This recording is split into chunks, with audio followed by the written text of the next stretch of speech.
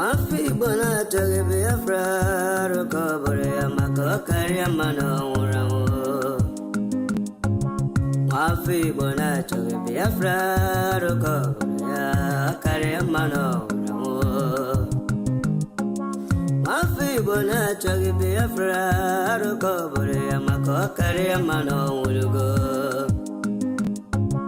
Mafi bona toge Biafra rokobore kare mano imana deka dinta jaravia gane buge baya we mana deka dinta jaravia gane buge baya ogano chore aso coach patena bagati tinno Ogago chere asa coach, but no baget it in no abo.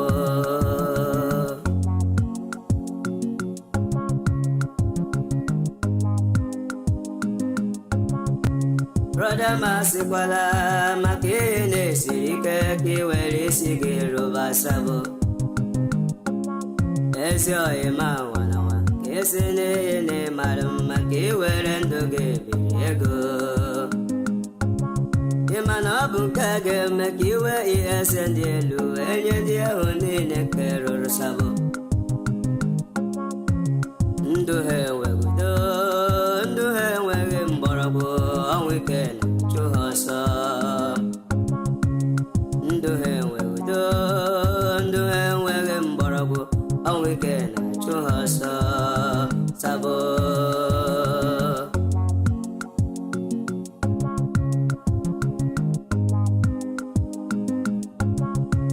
Otutu alala nike otutu wuru nike ni agbego kele ha Otutu alala nike otutu wuru nike ni agbego kele ha Otu akoga de mbe Biafra ga bia otutu ndega ora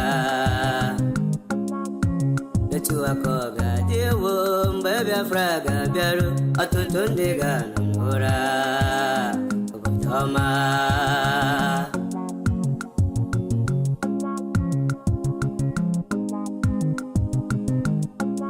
Mafi bona choge Biafra aroko borea okare amano Mafi bona choge Biafra aroko borea okare amano ulugo Mafi bona choge Biafra aroko borea mako okare amano ulugo Wanem bianara Biafra do bianara ya Kia wedere game brother Senator Bianara Biafra Governor Bianara Biafra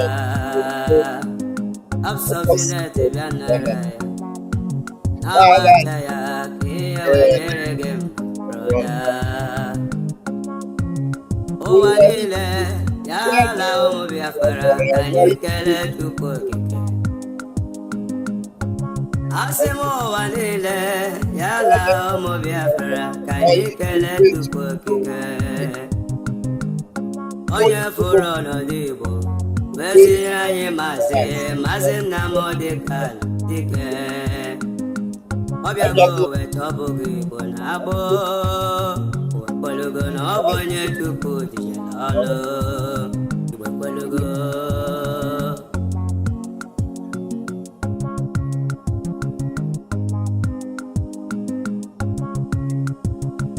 Sina chuku, karakam sina chuku, aburu Victoria Wankwa. Ndom sina chuku, karakam sina chuku, aburu Victoria Wankwa. Afamolugo, ndemja kene nambole kolon wepugo. Mami movia kene, ndemja kene nambole kolon wepugo. Nama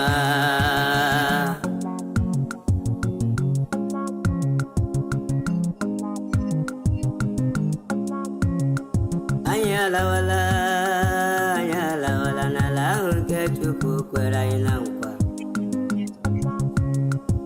Anya lawala agawala na la nke Chukwu gọziri anyị. Ala Biafra obodo ọma ebe abịa si selie obodo ọma.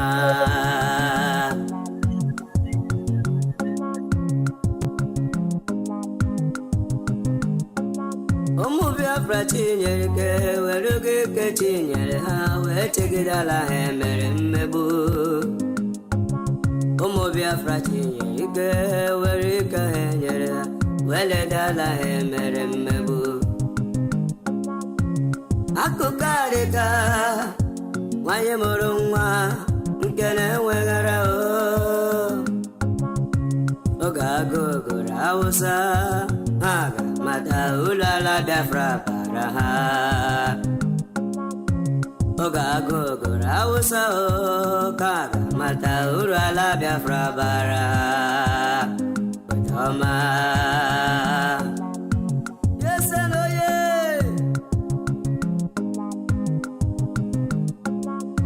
igwe bute ụzọ bịago, agụ na-eche mba bịago, dogwu na-eche Igbo niile. Igwe bute ụzọ mo, agụ na-eche mba bịago, dogwu na-eche Igbo niile. Nwa chi na-amara eju, Igbo ekwelugo na ọ bụ chi Biafra nyere ka ọlụ. Igbo ekwelugo.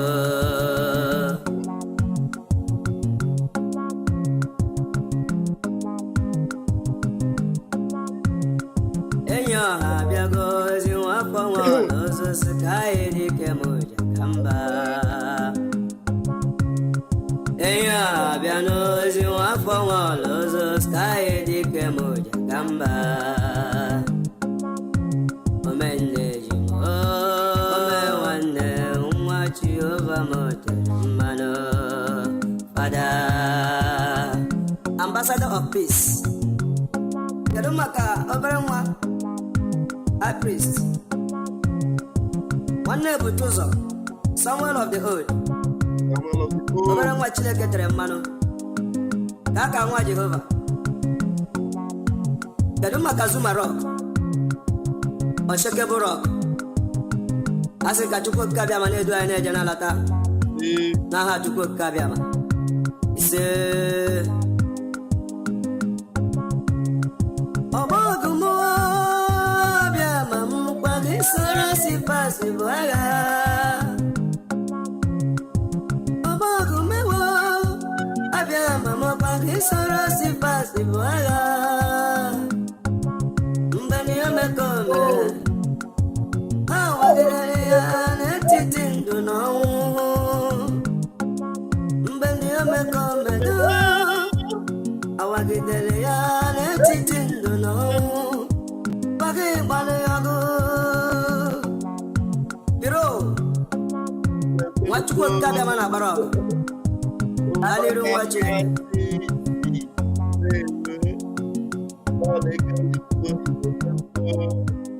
Gladys Piaha ndewo, Adaigo nwa ụwa ndewo, Emmanuel Charles ndewo. Thank you for joining me. You're all welcome. Let's kick into the matter of the night.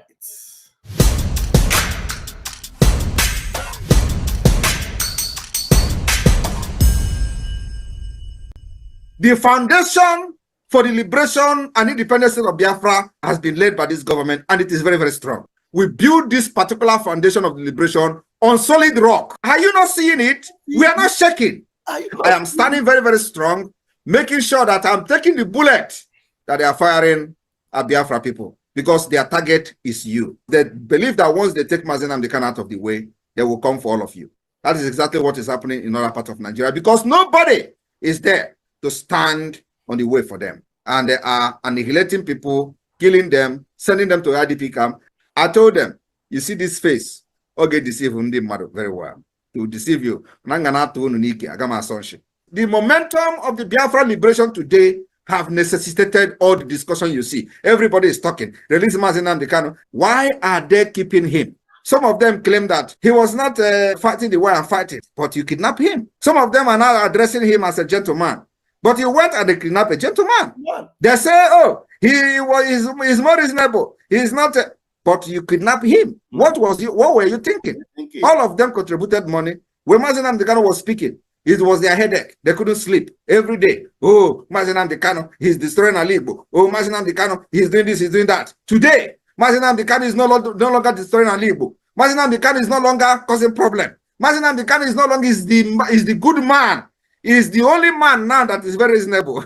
And I have not even started because you see what Agaku Nigeria Igwe. Agaku Nigeria Igwe. And you know the next level is by taking all their terrorist barracks, taking all the government houses. That is the next level we will go because it is part of the defense of our land. These places are places where the attack against our people are being planned.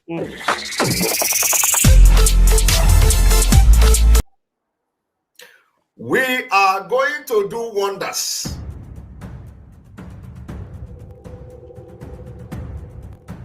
I want you all to understand that we are in a very big battle. Battle for freedom is not for lily-livered people. It's not for kids. Battle for freedom, they throw bombs, rockets for people to get freedom. So freedom is not meant for people that are too emotional. It's not meant for people that somebody will talk this and talk that and they begin to shiver. No. I am born for Biafra to come. And I'm going to help Mazi Nnamdi Kanu to get Biafra. Believe me. Go and mark today's date. I want to assure Biafrans, so long as you continue to stand on your freedom, I will be there for you.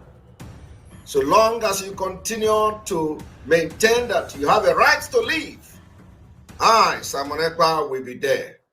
Any day, anytime. All right. Thank you very much for joining me. My name is Raphael Chiamaka Jere, also known as Pastor Vam Vam Vam, Pastor Agape Love, the armor bearer of the Prime Minister, Biafra Republic Government in Exile, the egg breaker, the Gidigbam Pastor. You're welcome tonight. It is Friday Night Live with Pastor Vam Vam Vam, and it's an open mic tonight. The link is there already. Let's get it started. I have a very important update for you, and I want you to tag Soludo. Where is Soludo? Because Soludo have turned himself into another hopeless danger. Soludo and his Ebubago and his Aru gachi. Udo gachi. But if I got one hana baneabu Aru gachi. Aru mpu na arụ gachi. Ndị achịkọta ekwu ọnụ ndị zoo chịkọtara. They are paying you to be destroying Biafra land. Now, we have busted Soludo again. Biafra Angels. Oh, my people, you need to give Biafra Angels a round of applause. I'm going to show you evidence tonight. Give Biafra Angels a round of applause. Odirizi. Soludo wanted to put I everywhere in Biafra land. He wanted to put I everywhere. But the Biafran Angels, hey, they busted them. They didn't know that while they are putting the I, our eye was seeing them. Hey, Soludo, you need to learn. And the only thing is that you must learn in a hard way. Soludo, you must learn in a hard way. Chineke ga-akpọ ọkụ Soludo. Chukwu okike abịa ma pụrụ ime ihe niile ga-akpọ ọkụ. I have another video to show you evidence of what Ngozi Arabu Fulani plan to do to our Prime Minister. The same thing. They have also planned to do it to Ibrahim Traore, just to show you what would have happened to PM had he been PM was not wise enough to reject the perfume that was coming from Ngozi. There's a lot that is going to happen tonight. I want you to share this video and let Biafrans know that Soludo, we're going to start with Soludo. Soludo, you a shameless idiot. Ifere megbuo gị Soludo. Ifere megbuo gị Soludo. So you want to be monitoring Biafrans. You want to be monitoring our angels. But you don't know that anya naga warawara. Ụkwụ na-agakwa warawara na-agakwute ya. Ụkwụ na-aga warawara. Anya na-ele warawara n'ahụ ya. Okay, what idea? Biafrans, look at what Soludo and his Achi decided to bring to Biafra land. But our angels in that particular location, they were smart enough. They identified it and then they busted Soludo. What you are seeing here, I'm going to play the video. They are video camera mounted by Soludo's criminal Achi Ebube. Soludo criminal Achi Ebube. Is this CCTV or whatever you call it?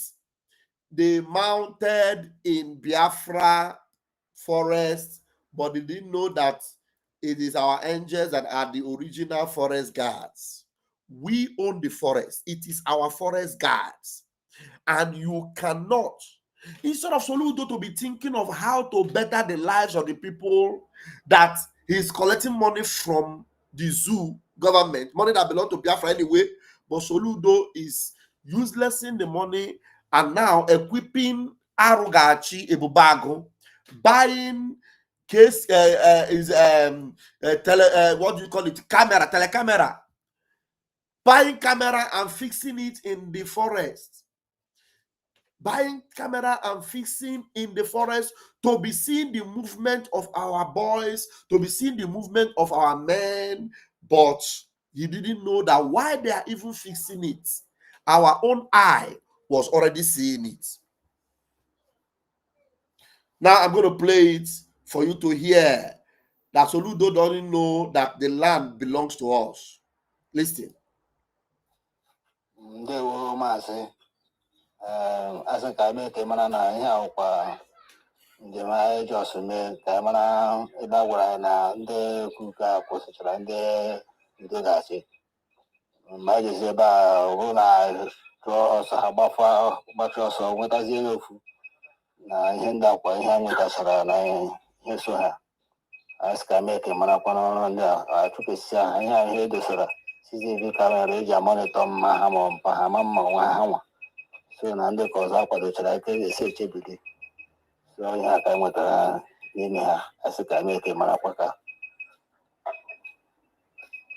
You know here? CCTV camera Soludo. I na to Kosia anymore here, Bona. Ebana amount to CCTV. Ebona amount to CCTV. Ojina monitor. Amami Hona monitor. Soludo CCTV guy in 18.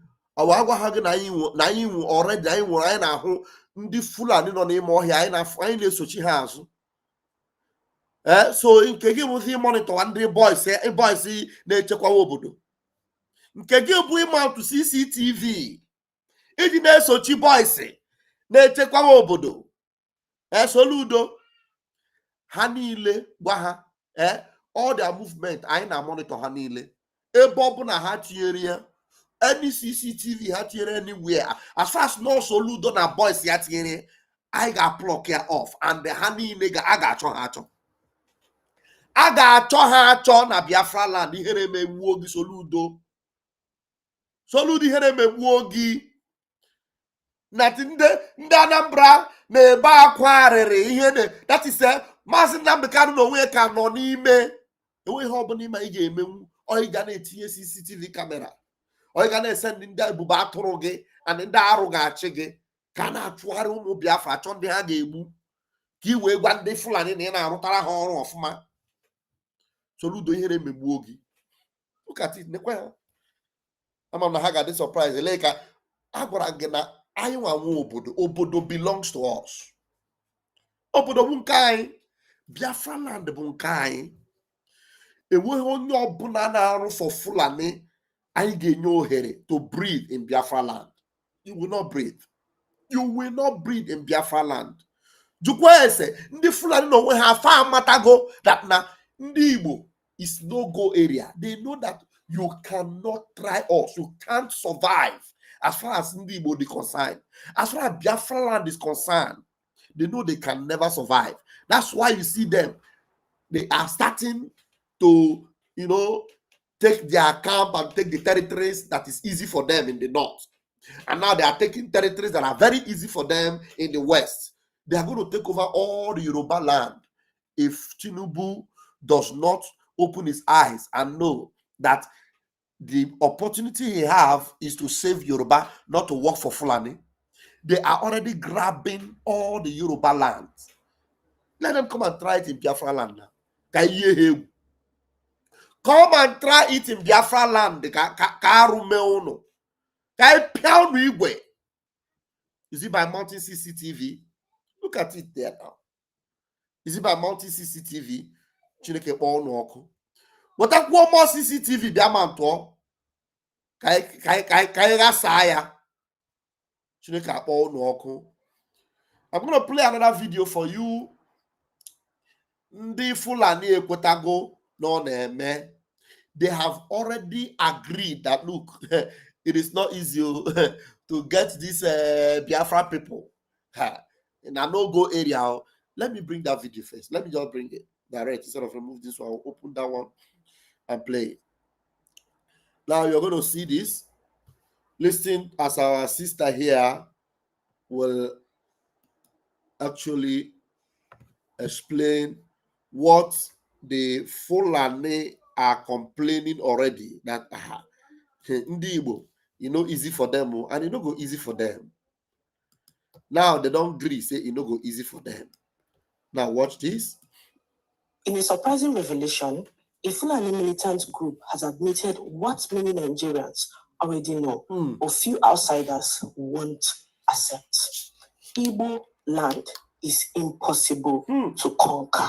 According to the group, strategies that worked in other regions have always failed in Igbo land. Why not? The group confessed that they could install emirs elsewhere, but not in Igbo land, as the Igbos are simply too stubborn, too united, and too determined. They described the Igbo spirit as sharp and discerning. And the moment a stranger sets foot in the land, the people quickly know your mission. If you come in peace, they will welcome you warmly. But if you come to dominate or fight, then you will meet resistance that can shake even the strongest army. They admitted that the Igbos don't make noise about war or power, but when provoked, their response is unforgettable and often humiliating for the aggressor. History already speaks for itself. During the Nigerian Civil War, despite being isolated and blockaded, Biafra stood its ground against Nigeria and its foreign backers. That level of endurance, the group admitted, showed the world that Igbo fighting spirit is not ordinary. While this statement by the militant group reads like a warning, the best response from Igbo people and from every Nigerian is to turn strength into peace. The point is not to celebrate conflict. It is to recognize that Igbo spirit, resourcefulness, and determination are real. Those qualities should be used to build prosperity, defend rights, and negotiate a fair place in a united Nigeria, not to glorify violence. Igbo land remains unconquered not because its people crave war, but because they are united, industrious, rooted, and proud. Their strength is a call for justice, respect, and lasting peace. And that is what must guide us forward. Thank you, my sister. Now I'm going to play it again, but before I play it, let me announce to the enemies of Biafra. Let me announce to the enemies of Ndibo. You know that thing you people dreaded so much. That thing you people are so much afraid of. A united Ndibo. It is coming very, very close. You are now, God is going to use you to force that unity upon Ndibo. I know that there have been a lot of infiltration. I know there have been a lot of corruption. I know so many have been bought, but that is not the identity or the DNA or the true characteristics of Ndibo. Ndibo are the Ekumekus. Ndibo are the formidable warriors, the Issachars, the tribe of Judah. Ndibo, very formidable. You cannot divide us.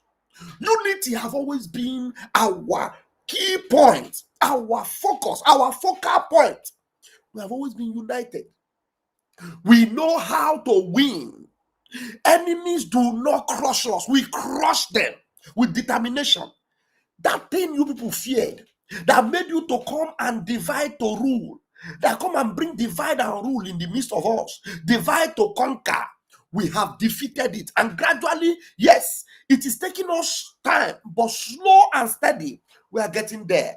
That thing you dreaded so much about us, look at it. It is staring in your face. The unity of Ndibo. Let me tell you, it will be forced on us. Even though there are so many of Ndibo that did not understand that we need to be united to defeat this our deadly seven-headed demons. We need to be in a united mode without compromise or without distraction. We are getting there. You know what is going to force us there? This consistent attack, this steady humiliation upon our people. They want to force us home. They think that the way Fulani is penetrating the north, the way they are penetrating the west, you think that those of them that are getting close to Alibo, you are using Enugu and using Ebonyi and trying to use Soludo to come in. Look at the way we are arranging them. Look at the way we are systemizing them. We are going to continue to contain them. By the time you think that you have succeeded in destroying our businesses in Lagos, in Kafanchan, in Kaduna, in Abuja, our people will come back to their senses as they return home. Hey, Chineke meru mebere. A united Igbo land, a united Biafra, you will never conquer.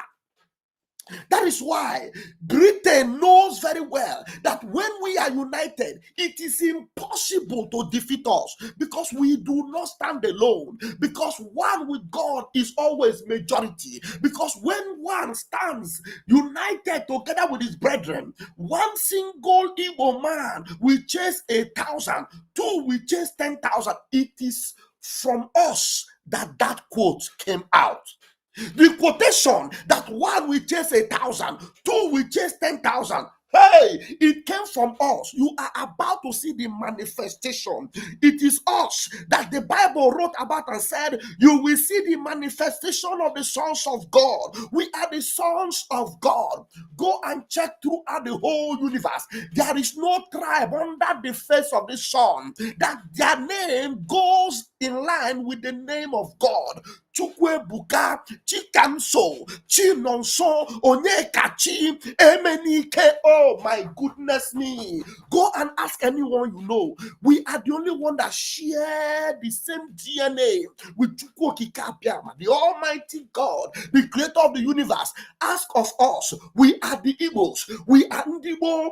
Igbo mean Ndibo, the ancient of days. We are the owners of the ancient landmark. We are returning to the landmark.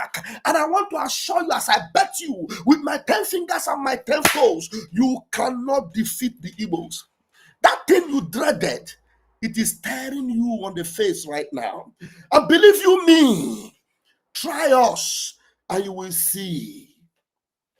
Try us and you will see. You cannot conquer us. Right now, I dare tell them that Igbos will be united. These differences you are seeing today, it is going to separate the chaff from the wheat. And as the chaffs are being separated from the wheat itself, the wheat will stand in one bundle. And this united wheat of Ndibo, hey, before you try us, you will think twice. What is making them afraid? By confessing that a united Igbo, they cannot defeat us. That unity is coming. I tell you, it is coming. I say it is coming. I can assure you it is coming. That thing you dreaded so much and you are afraid and you don't want it to happen, by bringing division among us, by going to buy some of our brethren, pay them money to begin to destroy us. That is the reason why Gumi said, recruit Igbo boys, train them to fight IPOB. Did you forget that Gumi said that? Why did he say it? Because he knows that a united Igbo, a united Biafra nation cannot be defeated. So instead of sending their terrorist army, because they have sent so many and they did not return, now he said, train their own boys to fight them. And that's why you see all this Ebube Uchicha, and you see all this Aru Achi. They call themselves Udogachi. Aru Mpuna in Anambra State. That is why we must continue to discomfit them. We must continue to break them down. We must continue to take over whatever the office they open for them anywhere, chase them out, set them on fire, destroy every abode they give to them, because they are not working in the interest of Ndibo. Soludo and his boys are not working in the interest of Ndibo. What they are doing is to divide us more. But that unity they dreaded, that Igbo unity that they were so much afraid of, it is about to happen. And by the time it happens, you cannot stop us. You see, that's the reason why they are holding Mazi Nnamdi Kanu. They are holding Mazi Nnamdi Kanu because they know that this is the only man that can unite these people. This is the man that can bring them together. If we bring him out now, even those that have different opinion, they will all forget about the opinion. All of them will be singing Nnamdi Kanu Omali Chanwa. All of them will be singing Nnamdi Kanu, another savior, holy, holy, holy. Nnamdi Kanu is another savior. Biafrans in Ebonyi will sing, holy, holy, holy. Nnamdi Kanu is another savior. Biafrans in the old Imo will sing the same thing. Biafrans in the old Anambra will sing the same thing. Biafrans in the old Enugu will sing the same thing. Biafrans in the old Abia will sing the same thing. All of us, despite our own kindred, will all be united. That is why the day Mazi Nnamdi Kanu went back home, when they gave him that bail in 2015, remember, the whole of Biafra land was standing still. The day they came into his place, and you see a sea of humanity. You cannot count them. They were in their millions. They were all gathered together unto one purpose and one cause. That is what they have dreaded, and it is about to happen. And we are going to make sure it happens, because united we stand and divided we fall. We will no longer be divided. This particular thing they are doing to us, that is what will make us unite. That should make us come together, because onya ajuraju ada ajuonwoya. Let us listen to this again. Very, very important. Let's hear it. Sister, please repeat it again. In a surprising revelation, a Fulani militant group has admitted what many Nigerians already know, but few outsiders won't accept. Igbo land is impossible to conquer. According to the group, strategies that worked in other regions have always failed in Igbo land. The group confessed that they could install emirs elsewhere, but not in Igbo land, as the Igbos are simply too stubborn, too united, and too determined. Did you hear that? They can install emir everywhere. They can install their stooges everywhere, and they will succeed. But in Igbo land, when they install, there will always be an opposition. Go and look, when they install emir in Ilorin, they didn't have any opposition. There was no Nnamdi Kanu to stand up and say no. There was no Simon Ekpa there to stand up and say no. But in Igbo land, when they put Hopu Sodema, there will be opposition. The only people that you will see singing and following Hope Uzodinma are people that Hope Uzodinma will go and pay. Sometimes he will even go and borrow Ndaboki. Did you notice it? When Tinubu is going to Imo State, Hope Uzodinma will go and borrow Ndaboki. That is why he will always make sure that nothing happens to them. Protect them, put army people to protect them in their own caban everywhere they are, so that when Buhari is coming, when Tinubu is coming, he will go and invite Ndaboki, wear them Igbo clothes. Or some of them are Ndaboki that can speak Igbo. You invite them and they will gather everywhere. You would think that there are Igbo people welcoming Buhari or welcoming Tinubu. It's a lie. It's a lie, because the only people that will continue to resist and refuse imposition on them is in the Igbo. When you hear that Igbo, that's the reason. That's the reason. We are united in one purpose. We will never be united in suffocation, in oppression, in dominance. We cannot dominate us, because we have the dominion. Every single Igbo man, every single Biafran is a dominator. We domain, we rule, we reign. Yes, that's who we are, proudly so. You cannot dominate us. You can't. You want to try us? You can't. That's why you see them, they will always buy people around. But when they put their stooge there, somebody will always stand up. Like now, there is this our brother. What's that his name again? I've forgotten his name. This comedian. I think I shared some of his video. I will remember his name. That he was very close to Soludo and the governors and all those people. But right now, if you go and see him on his this thing, his broadcast lately, you will see him telling the governors, telling them, what are you doing? Look at Mazi Nnamdi Kanu. Why am I forgetting this guy's name? Look at Mazi Nnamdi Kanu. You people are not doing anything about Mazi Nnamdi Kanu. You people are shameless. You people are a disgrace. I will look for his video. Before I finish, I'll play it. This guy was close to all this. When Soludo was paying content creators, he was among them. This guy. Let me look for this guy. Let me look for him. What's that? This guy. We can for this guy. No, okay. I think I shared this video on Facebook today. I shared. Look at him. What's that? His name again? I forgot this guy's name, but let me bring his video so that you people tell me his name. I've seen his video now. I forgot the guy's name. I'll bring back this other video, but let me first of all bring this boy. I've forgotten his name. I'm sorry. He's a popular guy, but sometimes because of their affiliation with all these politicians, sometimes I don't care about them, honestly. This is the guy. Nnamdi Kanu mere ndị Igbo adị wise today. Man a na-eri anyị eri. Till ụwa asaa, the world will still remember, and ndị Igbo and non-Igbo will remember who is Nnamdi Kanu. A selfless leader. Who will remember me of this guy's name? What's that his name again? This guy, his name is not everywhere, but this is not his channel.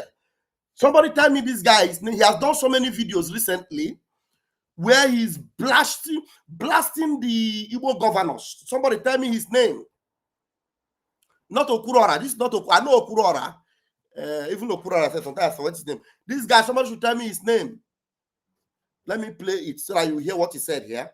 There are many of his videos that are Nnamdi Kanu mere ndị Igbo adị wise today. Man a na-eri anyị eri. Till ụwa asaa, the world will still remember, and ndị Igbo and non-Igbo will remember. J-Pack, that's his name. His name is J-Pack. J-Pack. Very popular Biafran. He doesn't identify with this Biafra thing openly, but he doesn't joke with Mazi Nnamdi Kanu. Even though Soludo, when all these politicians, they are paying their content creator, I think he's part of those people that will, campaign for this, Ndi Igbo land and all what have you. But right now, if you see the alacrity and the power with which he is supporting Nnamdi Kanu, he even goes to court. He goes to the court. J-Pack, that's his name.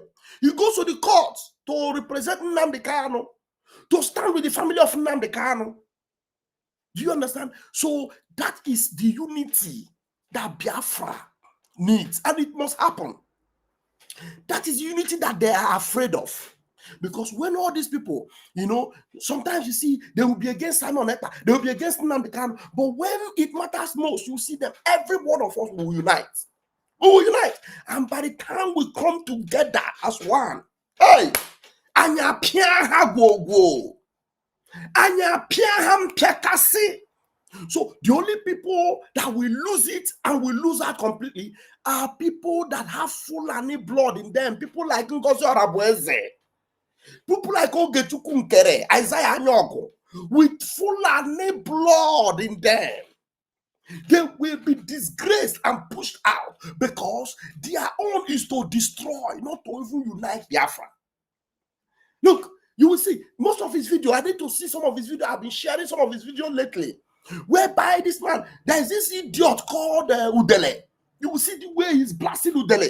There's this other bastard called Ikenga. You see the way he blasts Ikenga, blasting them, blasting the governors. Because there is only one thing that should unite us: unity of one purpose. We must know that all these people, their target is also to destroy us. No matter what you benefit from Nigeria as an individual, if you do not stand with your people, at the end of the day, where will you enjoy that thing you benefit? Because their target is to destroy your land. Are you going to enjoy the money Fulani gave you in Fulani land? At the end of the day, you will still give it back to them and your life will be wasted. The only place you will enjoy life is in Biafra land, your own territory. That is why this unity of purpose is very important. Very, very important. And I want to tell you, in case you don't know, they are afraid of us being united. They are afraid. A united house, hey, it is difficult to bring it down. When a house is united, everybody's united. Now, you will go. It will get to a point whereby, like what is happening with Ibrahim Traore today, whereby some of his general, they will come and bring money in a briefcase. $5 million, $50 million, call them aside. Maybe somebody that have never seen $1 million in their life before. Where will they see $1 million?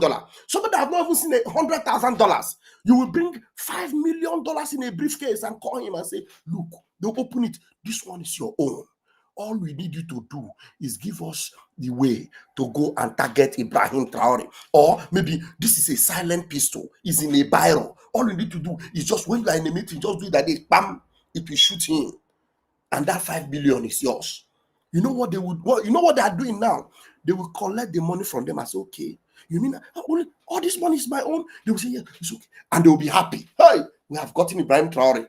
The next morning, they will see that money that they gave to that man to go and unalive Ibrahim Traore.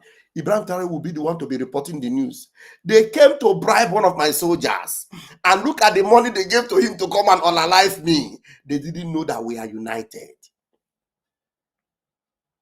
They didn't know that we are united.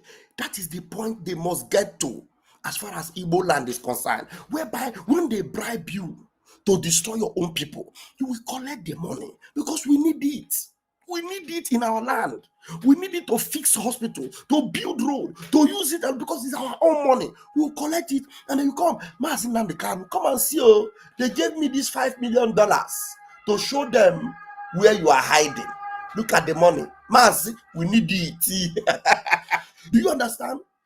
That is the level of unity, commitment, and selfless sacrifice that we must arrive to know that we are better off in Biafra land. Your life in Biafra land is worth more than $1 billion. The fact that you are a citizen of Biafra is a priceless something.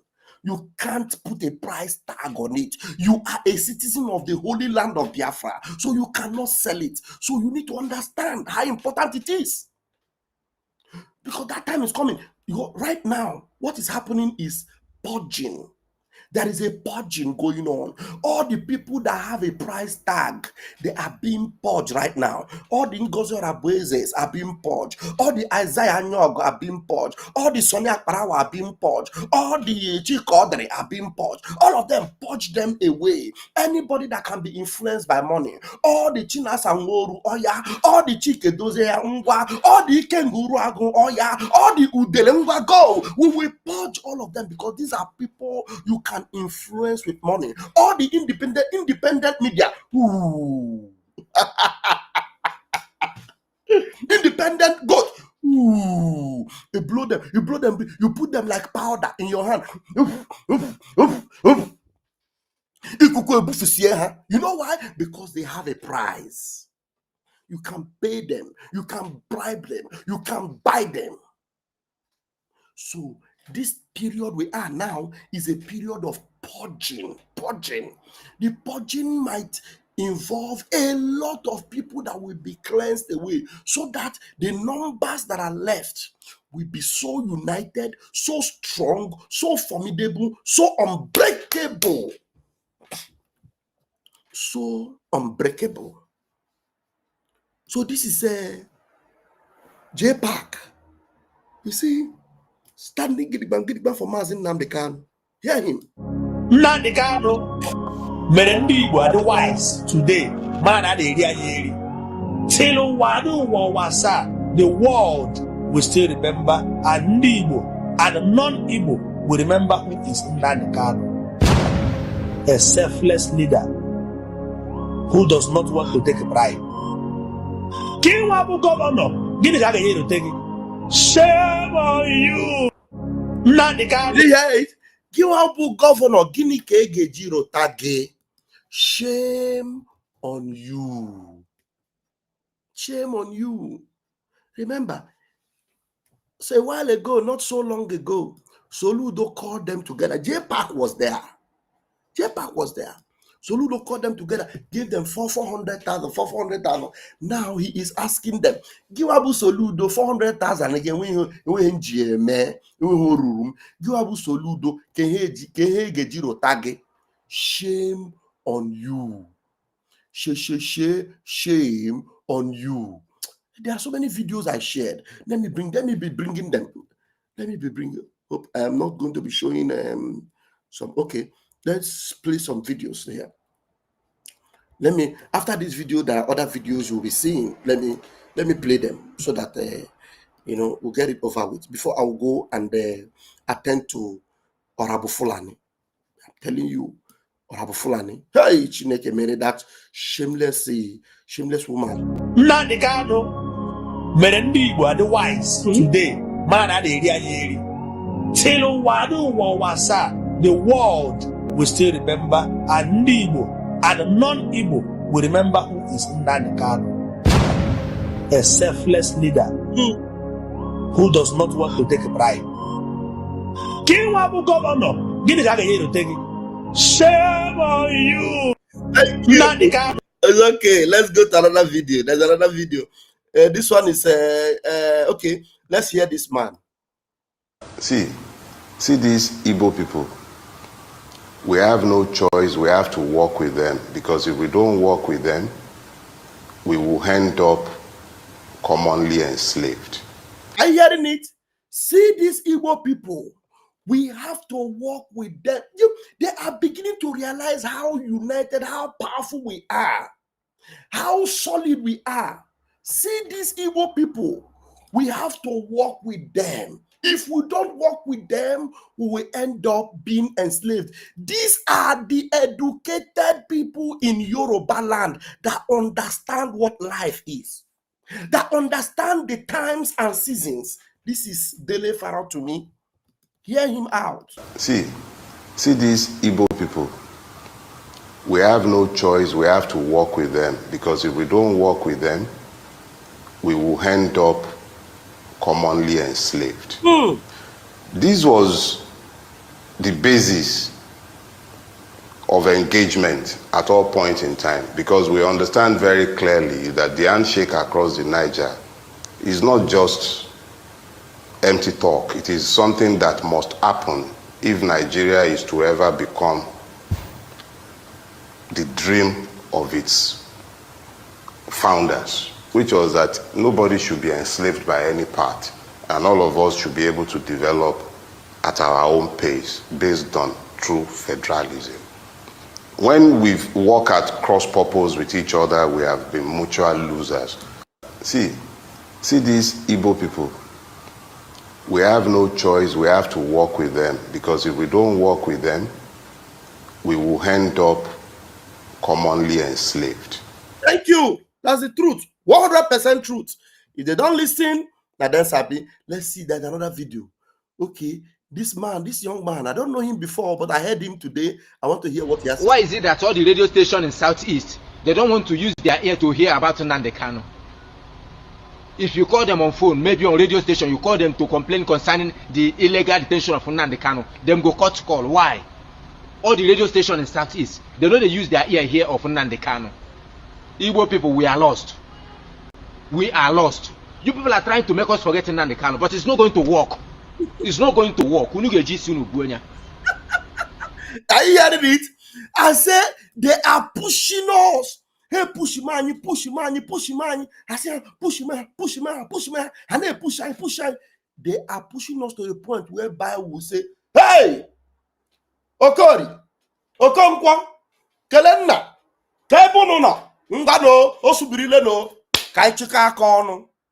Even those that didn't have the intention of uniting and working together for one common purpose, because of what Nigeria is doing to us now, we have no choice. So we have no choice. So we must come like a bundle, and together like that bundle, and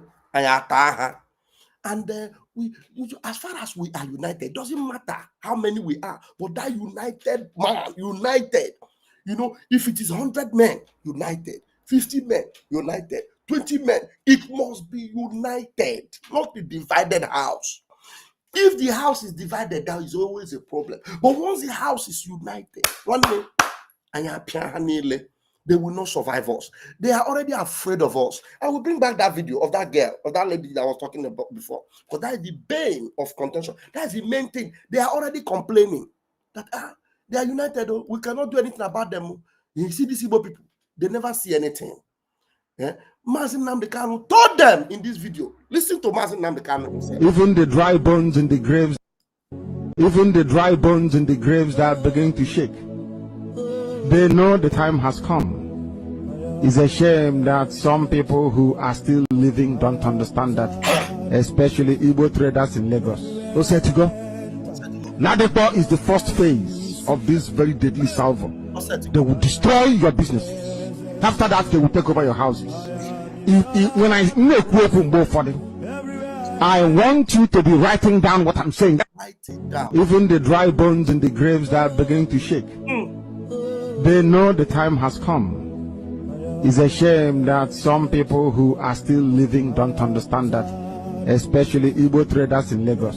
Osetigo. Ladepo is the first phase of this very deadly salvo. They will destroy your businesses. After that, they will take over your houses. When I make way for them, I want you to be writing down what I'm saying. You see that? Even the dry Onyendu have said it, and now the bones must come together. Dry bones must come together. Now, this video, I want you to hear this one. I know that this guy is up and down, left, right, and center, but time has come. All those that Ngozi or Abu Fulani have deceived, all those that Isaiah Nyogo have confused, it is time for you to know that there is a unity of purpose for us to come together. Leave those divisions, all those, leave it. In this united house, we must win. Now, let us listen to this young man exposing all the, you see all the pictures they have there? These are the Fulani blood, that you can see their pictures, that this young man hang their pictures here. Let's hear what the young man have to say about them. Let's go. 1 minute. Greetings, Biafrans. Greetings, lovers of freedom. Greetings, depending your time zone or anytime you're coming across this video. So please like this video, comment and share this video. It is very, very important. And tag this idiot in a funny my screen. Because on a pontu, as on South Africa, but pontu. So according to him, allegedly, as Nyawana Pongwe Ikenguru Ago, which is no Onye Newi, but according to allegedly, Nana Sena Bronye, na Dama Nabronye Newi, Nani Ameraro, Nimo State Ebusi, Achoya, Pierina Newi, Modis Agatu, Modis fool. Tell me him Chorebage. Because HF Kwale like video, share this video. Your opinion on the comment section. Today I'm going go on down on the Lumeri bien across this video. Because actually most of you na comment in support of these fools. Most of them man. So somebody like this guy in Afuna as now they make home in South Africa born. Somebody like him. So here this guy question Mabu. One, he can never be a free man in Igbo land again. That's how that is normal. It is normal. It is normal. You cannot come to Igbo land and be a free person, as things is. So you see them, all these people are the things, the ones that we need, that will be filtered away, and we will need to bring the Biafrans, the blooded Biafrans, those that know that their name is Biafra and they belong to Biafra. It is time for them to come together. There are a lot of videos here. I have not played them. A lot of videos that I shared on this page. Anyway, time will fail me to play all these videos. The videos are plenty. All right. But anyway, let's go back to the lady. But before I go back to the lady, no, I want to bring the video I told you about. The video that opened my eye to what Honorable Fulani tried to do to our Prime Minister, but she was busted. That same thing. There's another Honorable Fulani in Burkina Faso that wanted to do the same thing to Ibrahim Traore and was busted. I say, so this is what Honorable Fulani tried to do to our Prime Minister. No wonder Chukwu Kabiama did not allow her and she was busted. Come and see another Honorable Fulani second busted in Burkina Faso. The same pattern, the same style. Honorable Fulani tried to use to poison our Prime Minister. And she was busted. Our Prime Minister told the security agencies and told them, look, what they told him, there's a perfume they sent for you. He told them, tell them I don't need the perfume. They said, he's from Ngozi Arabueze. He told them, anything that comes from that woman, please, I don't want it. That is how our Prime Minister escaped the perfume from Ngozi Arabueze. Listen, the same thing that lady you are seeing there tried to do on Ibrahim Traore, and she was busted. Listen to this young man as he exposed this thing. Let's hear it. News. There is this breaking news. There is this in-law to a sister-in-law to Ibrahim Traore. Her name is Isato. Now, there is a news that is getting to my desk. They said this girl, after Ibrahim Traore came back from Moscow, they said the enemies, the West, were able to use this girl to send a gift, a perfume to Ibrahim Traore in form of a box, a perfume. And a perfume. The same thing, Ngozi Arabufu. You know that the Ibrahim Traore, the enemies they are also fighting in the Sahel are Fulani. Fulani. The same thing. Why are they always trying to use perfume to destroy God's own generals? Perfume. And this one, they will happen to be people very close to you. The same way Ngozi wanted to penetrate our PN. Listen to this. Let me start it again. Breaking news. There is this in-law to a sister-in-law to Ibrahim Traore. Her name is Isato. Now, there is a news that is getting to my desk. They said this girl, after Ibrahim Traore came back from Moscow, they said the enemies, the West, were able to use this girl to send he gifts a perfume to Ibrahim Traore in form of a box, a perfume, and that perfume contains a chemical. Hey! Yes, contains a very bad chemical where fit by person. So now these people are desperately in need of Burkina Faso. They want to get rid of Ibrahim Traore through any means at all. So they don't even. The same way they are desperately against Biafra. They want to take this. You know, remember they use Delilah. They try to use Delilah also. The closest person to you, they try to use Delilah to destroy Nnamdi Kanu. The same way, now, they want to use Ngozi Rabufulani to destroy our PM. The same way, they want to use this one to destroy Ibrahim Traore. Why are these people so evil? Chineke me. Of Burkina Faso, they want to get rid of Ibrahim Traore through any means at all. So they don't even. So if Ibrahim Traore cannot trust his own brothers and sisters in-law, we go trust for that country. Now this thing now is making me to understand the way any person will mean well for any African country, the way that person they take by. You go to say buy naturally. Some of them will buy of cancer. Now I could remember the case of Dora Akonile. This thing they make me they believe say something they tell me say Dora not buy natural buy at all. Yes, at all. They tell me say Dora fee now that kind of perfume they give her where cost that woman, because that woman she's a freedom fighter. Yes, she single-handedly made Goodluck Jonathan president. The time where our president by that time, that's how they hide them. That's how they hide them. Dora Akunyene come out talk something. Now Dora Akunyene, I don't know whether he reached 3 years or 4 years. Dora Akunyene don't buy. Now there is something these people are doing to Africans. Now, if this guy Ibrahim Traore was not conscious enough, because everybody where they in where they beside him, anybody where they beside him now are suspects. Yes, now suspects. Now, if to say this guy did not understand the way these people are operating, if I use that perfume spray, if you spray and finish before you know him, you will begin this. Africa. Africa. What the best thing we say, now still Africans then they use. I don't know. Hi, oh. Ndi shoji. Did you see it? I am not exaggerating. The same thing Honorable Fulani was targeting. Tell me, why is Honorable Fulani sending perfume to PM in prison? What did PM go take perfume do for free where the whole am? Ask the shameless woman. If not that perfume is related with some substance, only God. Hey, you must be spiritual.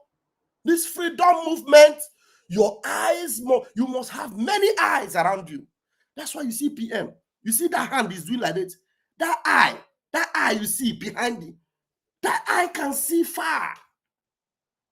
That is why instead of PM, as we see him, that instead of him to come and start having anything to do with Ngozi, for him, it's better that he just stay there.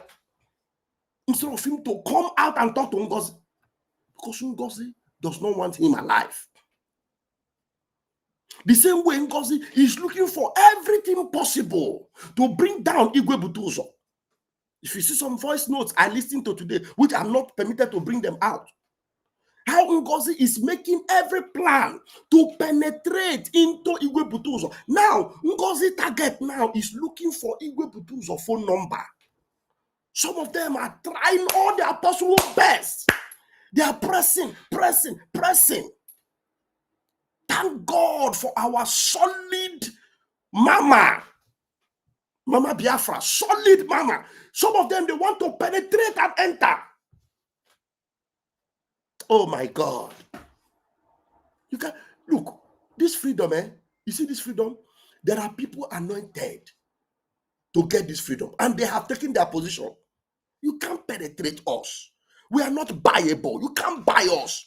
Sometimes you see some of them, they will begin to do some investment. They will be doing investment. They have a target. Oh, they have a target. They have a target.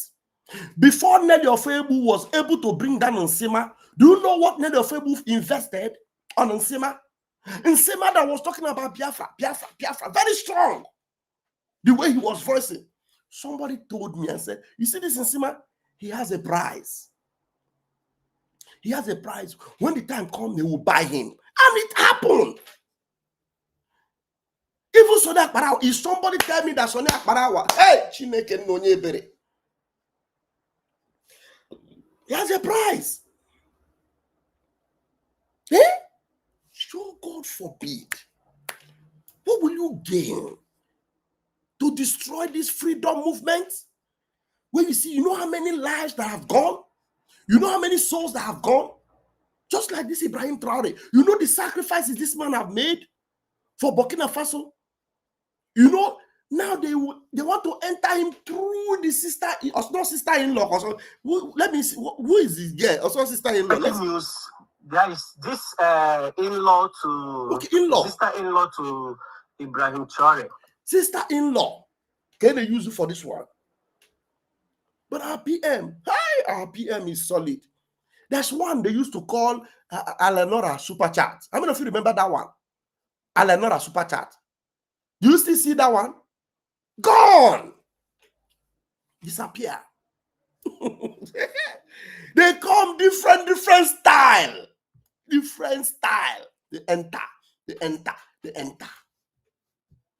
You don't know their intention. But you know what amazes me is that some of them, they will be coming very close to the main man. Because he will be doing her thing like this. That thing went down, you push it up. Bang. You be dancing. Forget it. PM no get what he want to take you do. You don't get what he want to take you do. Because his target is the freedom of his people.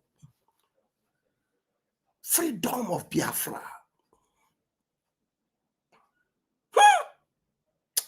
Chukwu Kabiama will bless you. Thank you, Chukwu Kabiama, for sparing the life of our Prime Minister. I'm telling you, had it been PM collect that perfume, and put it in that prison, I'm telling you, because Ngozi's target is to make sure PM is unalive so that she will continue to deceive Biafrans. But where Ngozi is now is just a number. Everything about her is numbered. Everything about Ogenkere, as I know, is numbered. You just deceive. If it is money you want to use that money. Time will come. You will lose. You will be pushed out. You will be disgraced. Because there's no amount of blackmail you can use on RPM. Had it been RPM, is not a man with self-control. A man that knows that what I'm doing here is freedom, not a wine or mwasa. It is freedom. He would have fallen. Imagine he used that perfume. Or imagine Ibrahim Traore used that perfume. A very easy catch for Macron. And this one would have also been very easy catch for Tinubu and Musa. Very easy. But God said no. Chukwu Kabiama, he said no. Now, Ngozi's target is the men, angels on ground. But I can guarantee you that you are a loser. You can never come close to our men. Amubege, you no go succeed. In the mighty name of Chukwu Kabiama, you can never succeed.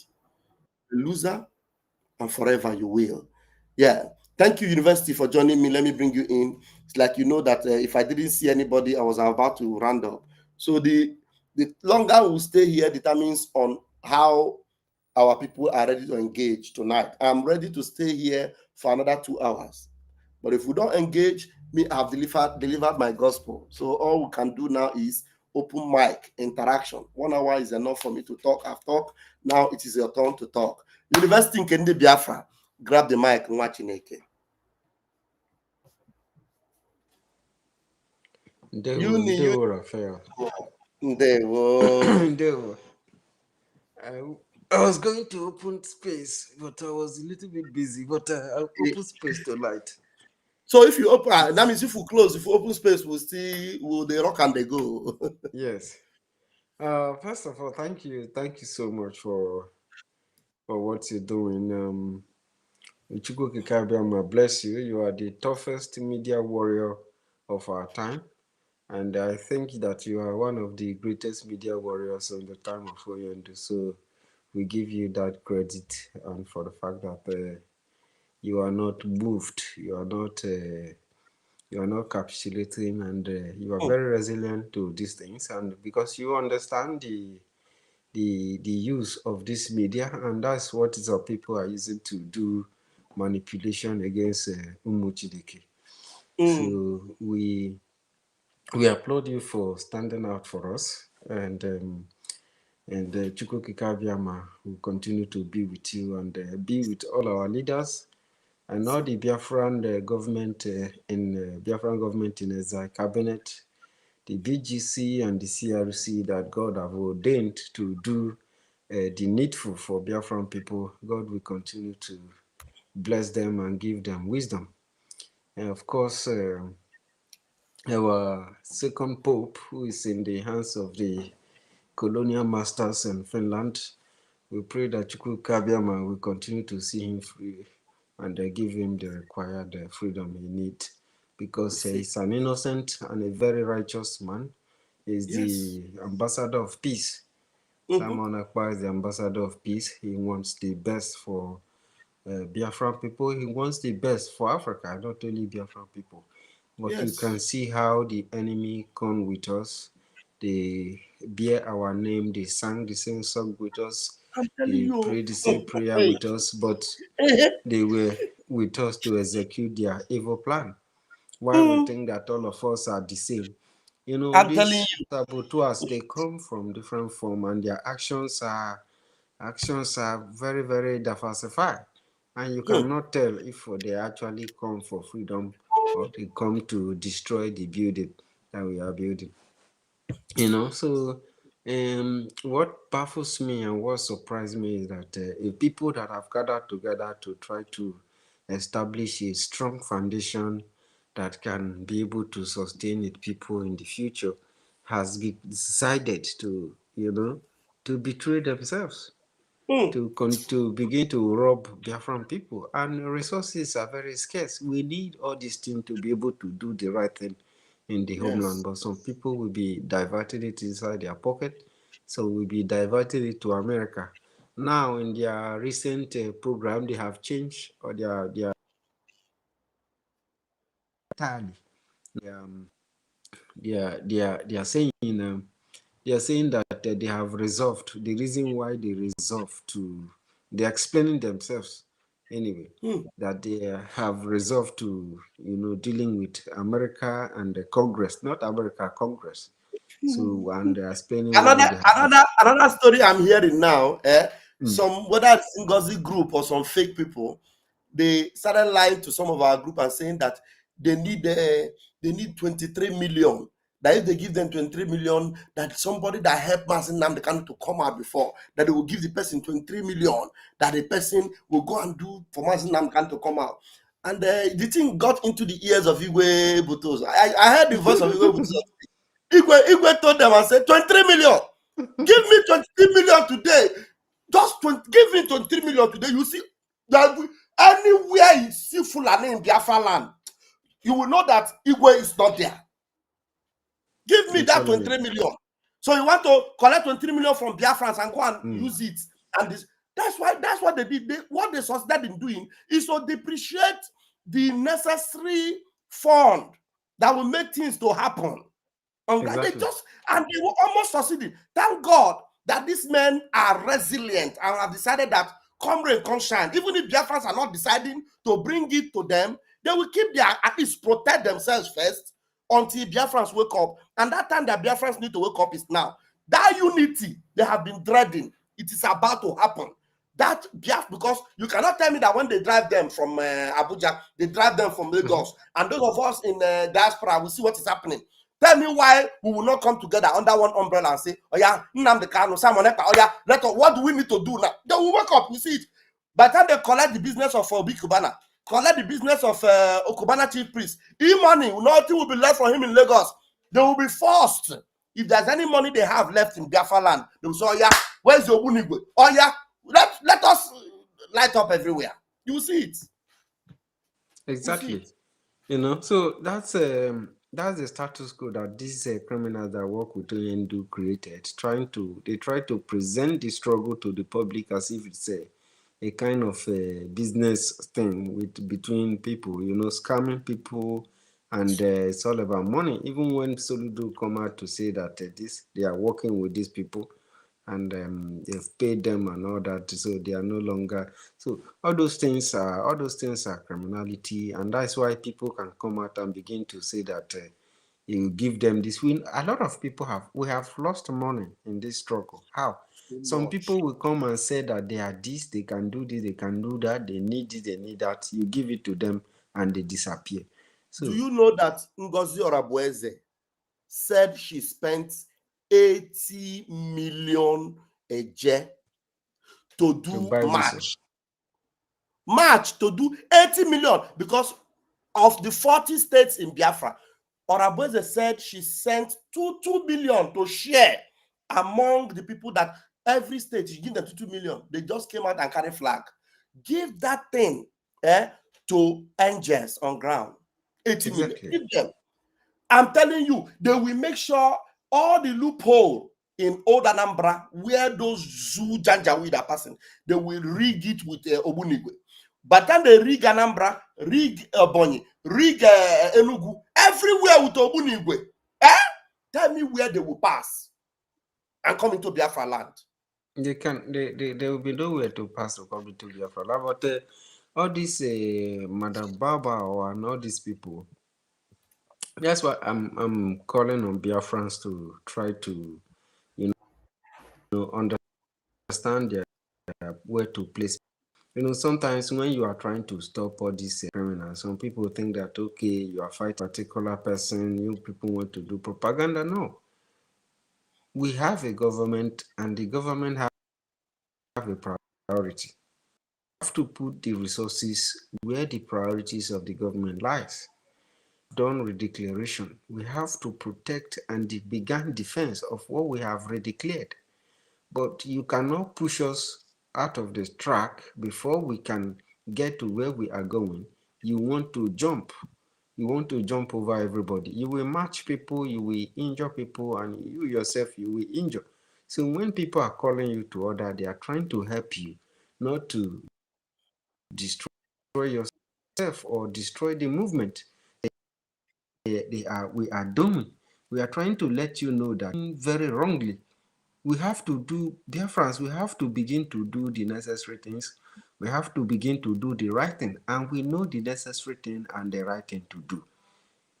We need the resources. The government have prioritized the resources. And by now, it's supposed to be a lot of water and so many other things going on. You don't listen. People will talk. You don't listen. Okay. Okay, university. Can let us give Uzo some chance to also. Yes, Uzo, welcome, sir. Go ahead. Hold on. Uzo. Okay, Uzo, if you are not ready, let university continue. So when you are ready, you let us know, okay? Okay. Uzo, are you there? Uzo. Okay, university, go ahead. It's like he's not ready yet. I don't know if I'm having my voice is still cracking. You let me know. No, your voice is coming out very clean. Thank you for joining us, Mandeliz. Thank you so much for joining us. Bless you. Go ahead. Uzo is not hearing me. I don't know. Maybe he's doing something else. Thank you. All Biafras that are listening. So Biafras, we have a government, and the government has labeled it priority. And we know the priority is the right thing to do at the right time, right? So we have this system, and our life is very much in danger. Our people, we are losing our people almost on daily, if not monthly basis. So the necessary thing to do is to resist these people. So the major priority, the primary priority, is the students and their lecturers and their teachers and their principals. So these people have to undergo this training. They need these resources to be able to pass the exams. Exams are at hand, because any time that the enemies of the Biafran people's freedom bring arms or bring political propaganda or anything into the land, they are putting our people to test. And we must be able to pass that test without failing. Because they told us that they will teach us a language that we will understand.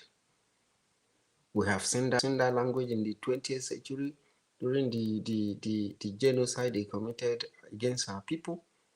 So we understand this language. So this test that they are bringing to our land, for our students to be able to pass those tests, we need to make sure that they get what they need. And for them to get those things, it is going to take a job.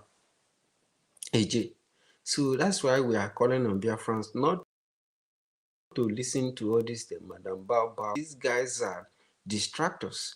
Some of them are moving to the tertiary level without doing the primary at the secondary. So we cannot continue to harbor such people who put our system in danger and put Biafrans in the harm way. Those are disruption. It disrupts the activities, and it makes you not to be able to be effective in your functionality. So this is a very wrong thing. So Madam Bao could have been employed by Nigeria because she speaks to many politicians. She even give out Biafran's information to the public. They posted it on their handles, and even give out contacts to are one of the biggest enemy of freedom. Yes. These guys are slaves. Yes. And they are very, very unstable. So you can't trust them. You cannot have any dealing with them until the another pronouncement that has been made before has been changed. Because the Biafran Governing Council respect the orders of the PM so very much. That's why they have been trying to take things easily. Because PM have even said it that in the Biafran Republic government in exile cabinet or in the government will, collect money or have any negotiation or any activity at all with the Nigerian politician. Yes. The reason is that these guys are very, very tricky. They are betrayers, they are saboteurs, they are slaves, enablers, and their wish is to use Biafra to even attain political high in the Nigerian slave now Islamic system. So we have to be smart and we have to be wise to become our own self-destruction. Because that's what is playing out here. When you follow Genkere, you are a self-destruction. When you follow Madam Baba, you are causing a self-destruction. Because Madam Baba has killed many people. We have evidence of people whom they claim they went for training, which not only few of them, came back alive. And time is going to come, whatever anybody is doing, time is going to come where you have to answer for yourselves. How your time and your resources, how well did you utilize them for the purpose of the Biafran freedom and for the freedom of Biafra land and the Biafran people. So that time will come, it will be a day of reckoning for everybody, including you and I. Nobody will be spared. So that's why we have to continue to apply wisdom and make sure that we GC Biafran Governing Council to do the needful. because this is where the hope of Biafran people lie. This is where the hope of Biafran Republic government in exile lies. Without these people, we will be running into security risk and so many risks that will endanger our cause and our lives. So let me not take too much time. Since it's open mic, I'm still here. So thank you, my minister. Thank you so very much, Mazi University. Yeah, Uzo, we've been calling you. I don't know whether you can hear us now. Hey, hello, it's like there is another Uzo that is coming in. I don't know whether it is you. Are you trying to come in again? Yes, I'm trying to come in. Wait, let me remove this one and bring the other one. Let me see. How about now? Can you hear me? Hello, but it echo. So what you will need to do is refresh your phone and come in fresh. Okay, okay. Let me go out. Refresh your phone and come in fresh. Okay. Yeah. The link is pinned there so that it will not echo again. Let us listen to Amy. Amy, please grab the mic. All right. Amy, Pastor Vam Vam Vam, good evening from here. University Biafra, I greet you. I greet Biafrans here tonight. Pastor Vam Vam, I've actually it's been a while though that I participated in your programs, but I do watch some of them after you have come live. I've actually taken my time to reflect in some of the things that are currently going on in the struggle. And one thing I have come to realize is that what we are looking for in America is actually down right here with us in West Africa. I will use these three countries mainly, for example, Burkina Faso, Mali, and Niger. Before I continue, I would like to emphasize that CRC and BAC remains the foundation of this struggle as it stands today. Yes. Right. There's no other, the only hope that PM hangs on, the only ladder on which PM is working to his appeal, freedom, and everything is CRC and PGC. There are no two ways about it. The only sect. Yeah, exactly. That's not the way it is. So while they are working towards the freedom of both PM and eventually the freedom of our supreme leader MNK, I guess we should look at other alternatives. Alternatives being that we have looked up to the West, particularly America and Europe at some point, to either consider our request for freedom or to look into what is going on in Nigeria. And as a result of it, suggest that Nigeria be broken into three different regions, right? But then when we look at, remember, I once said in this program that the politics of the world is based on interest. If it does not benefit your country, you do not entertain the topic. That is what it is. You either take it or you leave it. So, at its stand now, looking at what that recently happened in the United Nations Assembly that just happened, you'll notice that most of these wanted criminals or wanted world leaders who are one way or another persecuting indigenous people, we are all given a golden stage to come and address the world. What does that tell you? It tells you that the world does not care. Yes. You have to do what you need to do. What is it? Looking at West Africa, for example, what West Africa is currently going on with, what is actually happening in West Africa is what we call resistance and defense. Resistance, yeah. Against who? Against the Fulanese who are currently invading the West Africa from wherever they come from. We do not know. And we know that these people are being funded by the Islamic world, who are very, very grounded in what they are doing. It does not matter how many years their plan takes, but they are going to achieve that. Right. So how do we then come against these people? Niger have started, Mali have started, Burkina Faso have started, and Chad have also started this program. They are currently looking for alliance in West Africa. If you could remember, 2 days ago or so, they said that they are going to mention some of the politicians in Nigeria who are funding Boko Haram and all these people, in West Africa. And we also how a sitting governor from the north went and met with the Niger military But leader. you know that they actually mentioned some of the names, but the press did not reveal it. They actually mentioned. Yes, let me look for that video. While you are talking, I will look for that video of somebody who went to the original file where they actually. So what it means is that we at this particular point we do need America at some point, but at it stands now as a priority. I think it has gotten to a stage where CRC and BAC, I don't know how it's going to happen, but there needs to be a link established among these three nations, because they are looking for alliance to create a defense line in West Africa, because they cannot deal with Fulanis and bandits in Burkina Faso, chase down to Mali, chase down to Niger, only for them to end up in Nigeria.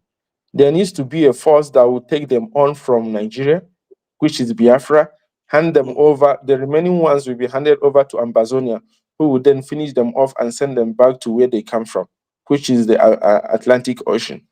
So I believe that if there is a link or some sort of communication established, it is not just going to favor Biafrans, because it is going to be a win-win situation, both for the alliance and for the freedom. Because at this particular point, I actually wrote something down.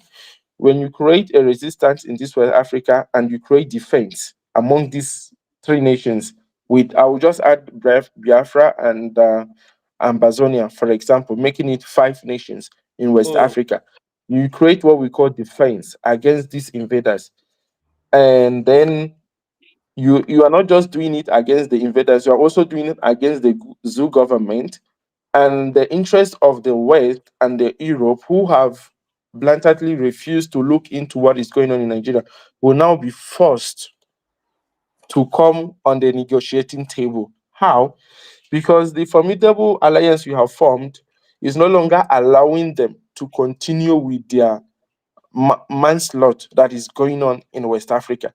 And this includes their businesses that they have established, which will all be going down at the same time as these invaders are going down.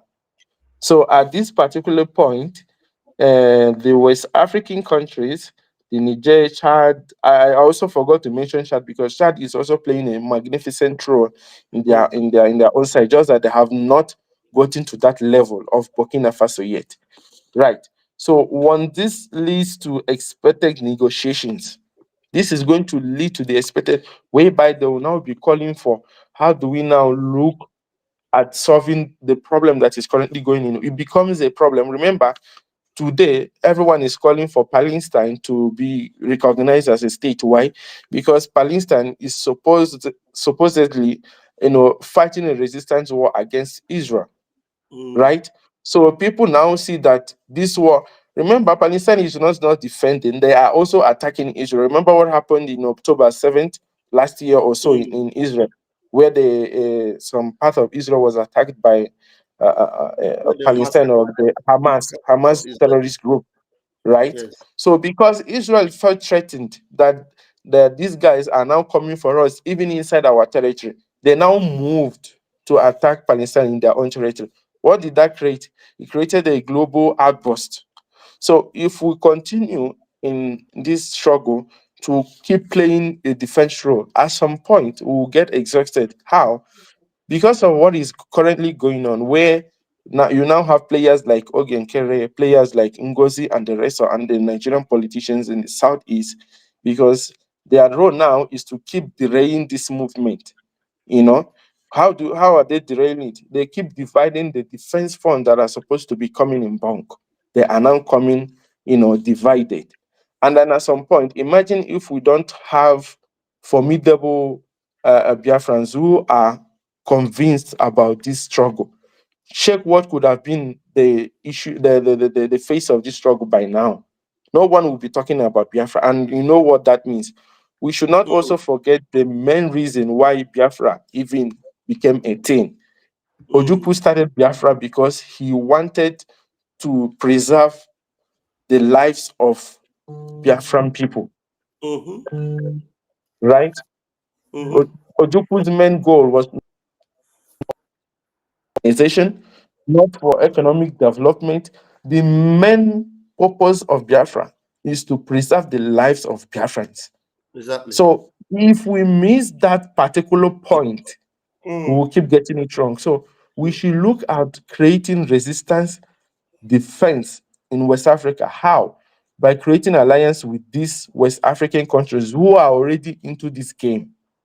By so doing, you create the much needed attention. The world will now come to you instead of you going to the world, because their interest. Remember what France is currently doing in Burkina Faso. They are looking for all means to communicate and have meeting with Ibrahim Traore, because now they feel like their businesses and their interests are no longer, a thing to them, because these guys, they don't even care about you. They don't even care about France. They don't even care about Macron. They say what they say and they do what they do.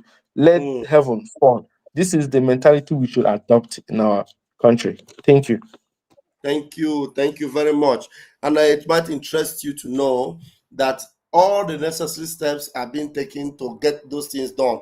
But we have a primary objective now. The primary objective is our Prime Minister have a very important appeal he's about to go into. And I want you to know that the strength of this movement means a lot with the presence of our Prime Minister. It doesn't mean that if he's not here, that these people are not capable. We are pressing the buttons to arrive there. But it becomes more solid with us. How we are able to fight this particular verdict that they celebrated, how we're able to fight it and win will determine how we will fight in a broader scale or a broader space. Believe me, everybody, South Africa and all the rest of them that eventually got their freedom sort of, they fought this way. Mandela was locked up for how long? And then eventually he won, and then he came out and later became president.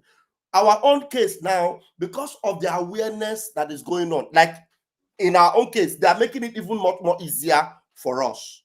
Right now, everybody is now helping us to spread that gospel of this massacre going on in Nigeria that we have been shouting about, and everybody is ignoring it. Now the West, they are pushing for it now. They're even making it loud.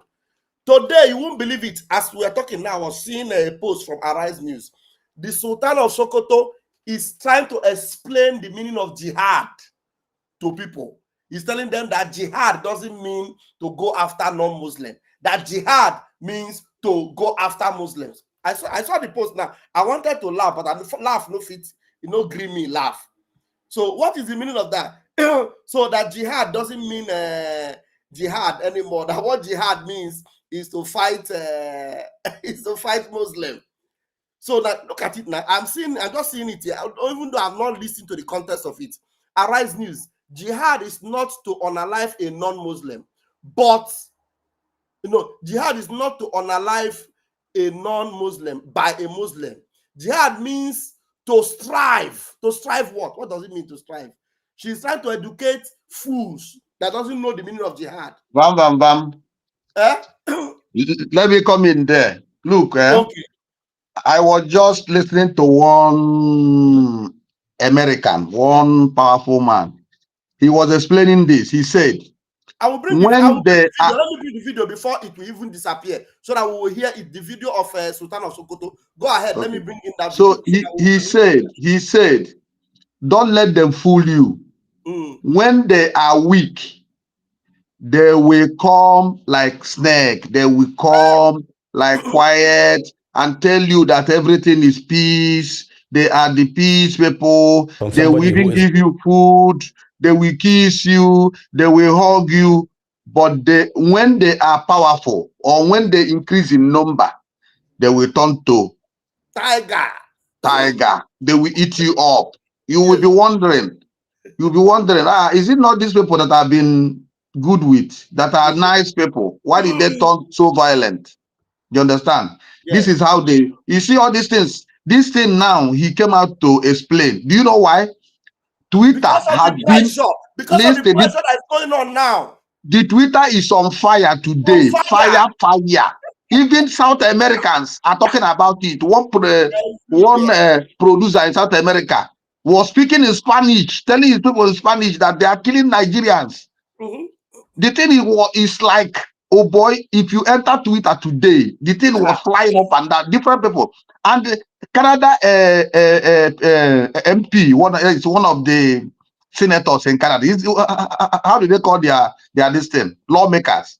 One of the lawmakers in Canada, Canadian House today stood up and spoke about Nigeria, the killings in Nigeria, and he got applause. Everybody in the house stood up and was clapping.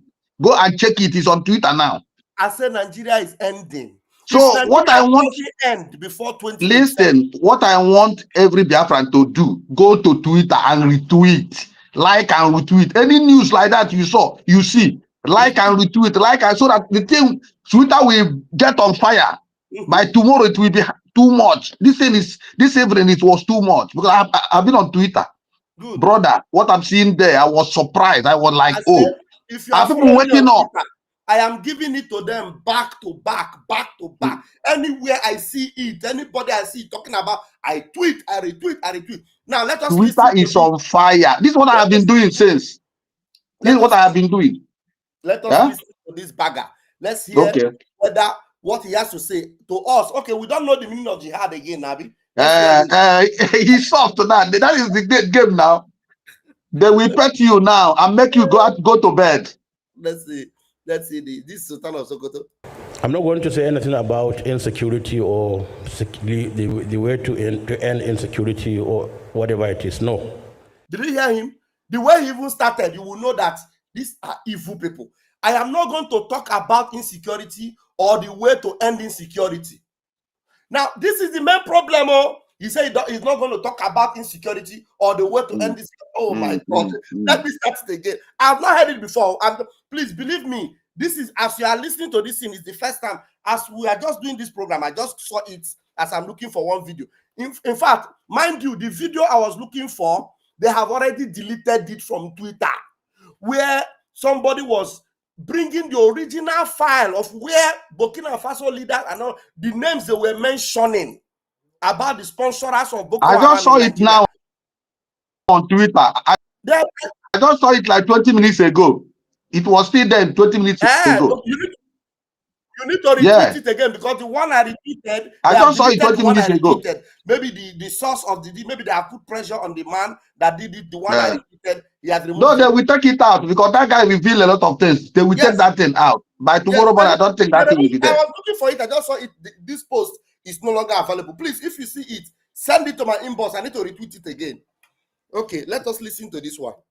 I'm not going to say anything about insecurity or the way to end insecurity or whatever it is. No. I want to adopt all what's been said from the beginning of this program because these are the ways and means of resolving such issues. But what President Jonathan said, I was expecting him to make a very strong comment about how he really dealt with the issue of Boko Haram, which he used both the military and myself and other stakeholders. But maybe he decided not to because a book is coming after that from him on how I dealt with Boko Haram issue. And let me also correct you, like I am happy to hear that the Boko Haram is not really Boko Haram, that's not their name. I'm glad to hear that from somebody who is not me. If I were the one who is saying though, somebody will say yes, because I know them. And that's not their name, because I know that they never claimed Boko is haram.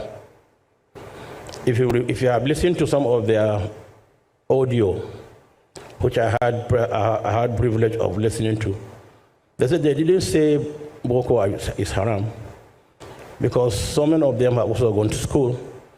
And they said you cannot open somebody's brain and remove the education in his head. So he has already acquired that knowledge, that education. He's an engineer, he's a doctor, he's whatever it is. What they are saying is that those who have gone to school and are educated are leading bad governments. What they're after is the issue of bad governance, because they want to be free, they want to do whatever they feel they should do. And I want to correct, and I'm glad this is carried on TV. He's doing damage control for Boko Haram. Look at this. Live. I want to correct this wrong notion that people, non-Muslims, hold about jihad. Jihad is not to kill a non-Muslim by a Muslim. Jihad means to strive. And in whatever you do in life, you strive to be the best you can be. You strive to be a good Muslim. You strive to be a good Christian. You strive to be a good farmer or a good engineer. So jihad is not to kill a non-Muslim. That's a wrong notion people have been airing out for decades. And I wrote a foreword on a book.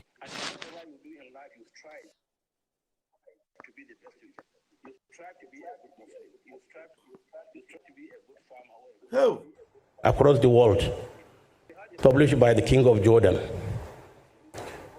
And I wrote that forward, and I believe that book will be brought back again, because it was about 13, 14 years ago, and it talked about the uses and abuses of jihad. Because at the back of the book, I remember very well, because they said one of the most fearsome word a non-Muslim would hear is the word jihad. And it's true, because people have already given it a very negative connotation, but it is not. And so let's live here with that notion that, look, jihad is to strive, it's not to kill a non-Muslim. Because as we know as Muslims, it's in the Holy Quran, you cannot take somebody's life without due process. You cannot kill somebody. Because they said to kill a life, take a life or kill somebody, it's like taking the whole of humanity. That's without being following due process. But these are things that scholars will talk to you about. So let's live here with this notion that jihad is not to kill, because we are living peacefully with one another. I'm a Muslim and I know I'm a Muslim. If you're a Christian, you know you're a Christian. Then when we understand one another, we are better equipped to deal with one another. Because I know who you are, you know who I am. There's nothing you can do to me. There's something I can do to you. Understanding is the most important thing. We understand one another and live peacefully in this country. Oh, there are so many things to talk about in this video. Many. Do you know that this man is here to do damage control on Boko Haram? First of all, he said that Boko Haram, that is not their name. He said that their rename, that they were not even, Boko Haram means against Western civilization. Now, all these years that it has been Boko, they are against civilization. If you go where Boko Haram are controlling, civilization, they want Islamic way, Talibanic way. That's what they want. But this man is here doing damage control for Boko Haram. He's telling you that Boko Haram is not what you say they are. He said because they are fighting for their freedom. He actually said that Boko Haram are fighting because that they want to school. He's the leader of Boko Haram. You can see the way. He said he wrote a book, a foreword in a book published by the King of Jordan. That's to tell you that he's a Boko Haram representative. This man is exactly. He's doing. Yes. He is speaking on behalf of them. He didn't tell you anywhere here that what Boko Haram is doing is wrong. He told you that they are fighting for their own. They are fighting for their own. They want to live peacefully. They are fighting for their own. That is why this man, you would not see him come out to openly condemn the fact that Boko Haram members with guns are having peace talks with law enforcement agents. And after that, they go back to their domain. There's nothing wrong with that. And he's here telling you that they want to live in peace. And he's even trying to make you feel that jihad is a good thing. Look at it. He said jihad. He wants to correct the impression that jihad is not to everybody in this world know what the That, meaning of jihad is. Vam Vam Vam, what he's doing is just to use that their verse that always tell them to lie. When you are caught, lie to escape and continue what That's you're doing. Takia. That's what he's Takia. doing. Takeja or something like that. Yeah. That's Takia. Yeah. So Takia. that is what he's doing. So it's not a new thing. And this is what they have been doing to He said many he of our. he's not here to talk about insecurity or how to end it, but it's rather Yeah. telling you how to protect the people, bring He in came to insecurity. educate you how to protect Boko Haram. Because how to if protect he tells terrorism and you allow if he terrorism tells to you how thrive. to curb insecurity, which means he will shoot himself by the leg because he has to open up Exactly. certain, He will not succeed from it. so there's no way he will escape there. That is why he will not mention go there at all. You understand? So let me continue because So very soon, he actually come to protect the terrorists. very soon I will leave. In the next 10 minutes now, we'll be Okay, leaving. go So let ahead me with your submission. please okay, the first thing I wanted to say was that issue of Twitter. Let everybody go there and like and retweet all these things because there are many people are coming out. Please, that's number one, because this is how anybody will want to see it. Because Trump goes to Twitter, he will see it. By now he has seen it. I saw what Sahara reporters wrote about it. He said the American government, they are like worried with what is happening in Nigeria. You know what it means. So let us retweet so that Trump on his table, it will land there by tomorrow morning. That's what we have to do. Everybody retweet. Don't leave Twitter to rest with that news. Since they are posting everything now, everything that has been hidden is coming out. So the second thing is this: Biafrans who believe that they are in good side, please, if you are capable, join the 100 men, because very soon we'll start discussing things apart from the ones we've already done.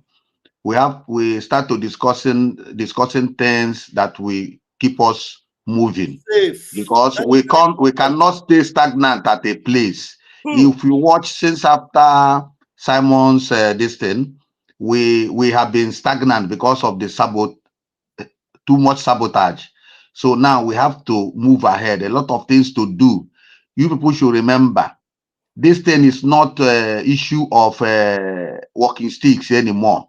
Walking stick big and small. No, it has gone far. It has gone to another level. If you go to Ukrainian war, go and follow their soldiers, follow the drum men. You see what they are doing with just simple drums of $1,000 and so on. They will manage. They remember, if you go there, you see news now. Russia is in trouble. They are manufacturing on their own that is going far inside Russian this thing, territory. This is what we have to look into so that these guys can have breathing space. If they get hold of this thing now, these people will start running away from them. That is another thing. So and again, remember, if they have space, they will get more students. They will be more students will be available. When they see how far they are going now, more students will be there. We need to work hard to make sure these guys, they have breathing space, because with that thing, these guys will give them breathing space, and the school will be full. We won't look for people. The school will be full. So what we need to do is get some students on that issue, some students that like know something about wire and cut and join. We'll get them, open up a school for them. Every area they will start learning immediately. Ukraine did not, they learned overnight. Ukraine just learned this thing overnight. It's not too this thing to learn. It's just when we put up this thing pressure, they will have a school of like 10 people scattered. They will start learning. This thing is easy. The parts are available everywhere. It's not something that is difficult to get. Small parts, and they are not expensive. We must come Yeah? together in 100 men. Some of these things we will be talking about it in our closed doors because some of them like they are sleeping. That's why I'm saying this. Some people are sleeping. People need to wake So up. please let us look at the real issue and forget about all those people on social media yabbing, talking bullshit every day. We should stop listening to them. Let us move ahead. That's it. Yes. Thank you very much. I'll be going soon. Thank you, Uzo. Thank you so much. I appreciate you. Thank you so very much. We have our own Obiageri. Wow. This is the first time I see you on the platform. Hello. Let us hear you, man. Hello. Good evening, my people from my end here. Am I coming out? Loud and clear, mommy. Okay, good evening from New Jersey, America. Oh, Biafra. Biafra, we heard thee. Yes, we are going home. Yes. Just a quick one because I don't know. Okay. It's just all about Takia. Yeah. That old man that will soon join his ancestors, demonic people that know that actually we Biafrans, we are like when you cook food and the food you did not add salt is tasteless. That's the way I see it. We Biafrans, we are the only salt that will make the food prepared for Nigeria to be tasteful. Yes. So that's why they are fighting all tooth and nail. Imagine you cook a delicious food and there is no salt. I'm not talking of spices. I'm not talking of fish and meat. Just imagine a meal well cooked and there is no salt. Who will eat it? So they know the moment Biafra just go, Nigeria will cease to exist. Just like our Onyendu said it. This is Takia Promas. The old man is doing Takia Promas. Look at what he's saying. They are fighting for freedom. Jihad is to strive to be a good Muslim, a good Christian, a good this, a good that. How? In a one entity, is that possible? And you know the funny thing is that jihad, we have always known jihad for what jihad is for all these years. This man is now coming out to lecture us that all the things we know about jihad is the lie. That is now exactly, my brother. Exactly. From our primary school days, we know what is jihad. Imagine that time they killed that girl now. Deborah. Our PM used it and did program. He said, how can you judge somebody that does not have the same belief with you, with what you believe? Look at what the man is doing. Takia Promas, that's what I call it. We Biafrans, we are the salt that makes the food tasteful for them in Nigeria. So if you take away the salt, the food is tasteless. Yeah. That is we.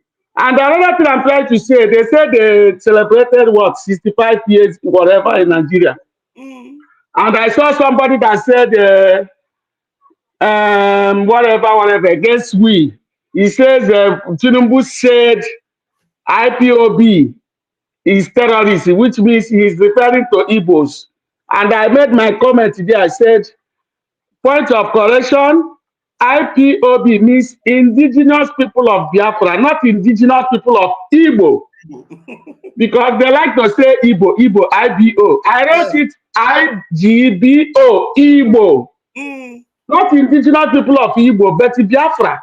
And only in that your zoo that a citizen is older than that country.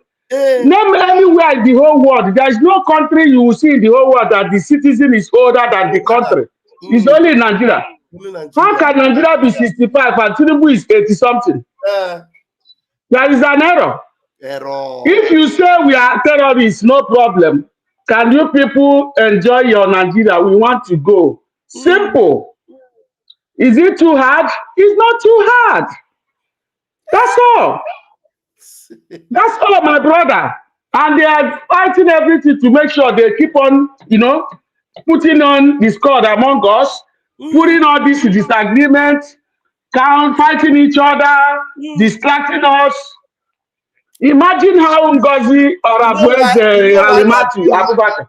You know why they're doing it? Because they know that our unity is so powerful. Of course. When I was at work, I had when you played that our sister. I always follow her. That lady is making a very good point to all her video. Yes. I was imagining in my head, how would this woman react when she hears that our PM is free and out? She will collapse and die. I'm telling you. Yes. She might collapse and die because I don't think she can bear it. Yes. Do you know that time you people went for that our declaration in Helsinki, the very first one? Go and watch that video. When PM took you people to the first office, he took you people. Yes. Ngozi was there, Ogekere was there, PM was addressing you people. Go and watch it. If you see the expression on her face, hi, my brother, how I wish we knew.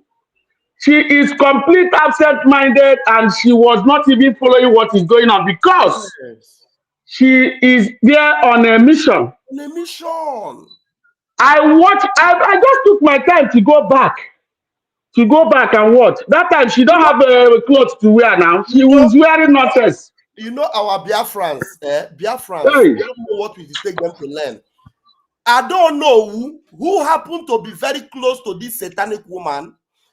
I don't know who this woman came from Atlanta to come and see in California.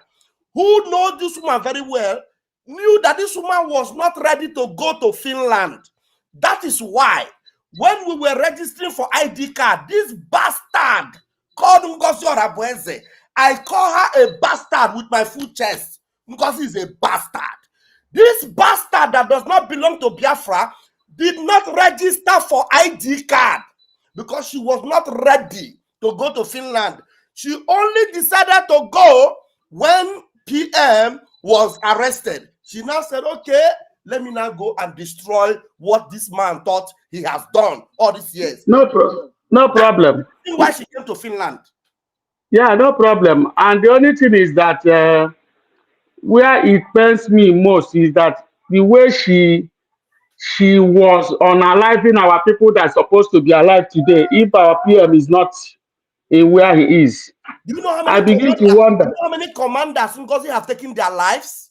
And the truth is that when they come out to expose her, she will come out to debunk. Recently, about a few days ago, the ones that Soludo boys, this shameless Udogati boys picked up, and small boy. These boys were working with the genuine people because he took them and gave them a camp somewhere else. This is how these boys were picked up. They picked them up like Okoko, shoot them for leg, pick them. This, you know, normally when these shameless people go, when they pick them up, they will normally be asking them, who are you working for? Who are you working? I have the videos. I couldn't put them on social media because they shot their legs. The boys were all looking. They were even surprised. How did this thing happen to them? Because they have their contact, have everything about them. All she needed to do was to say, oh yeah, look at where they are. And they went there and they picked them up. Honestly, my brother, because the thing was not ordinary. Our PM is nothing but a human being.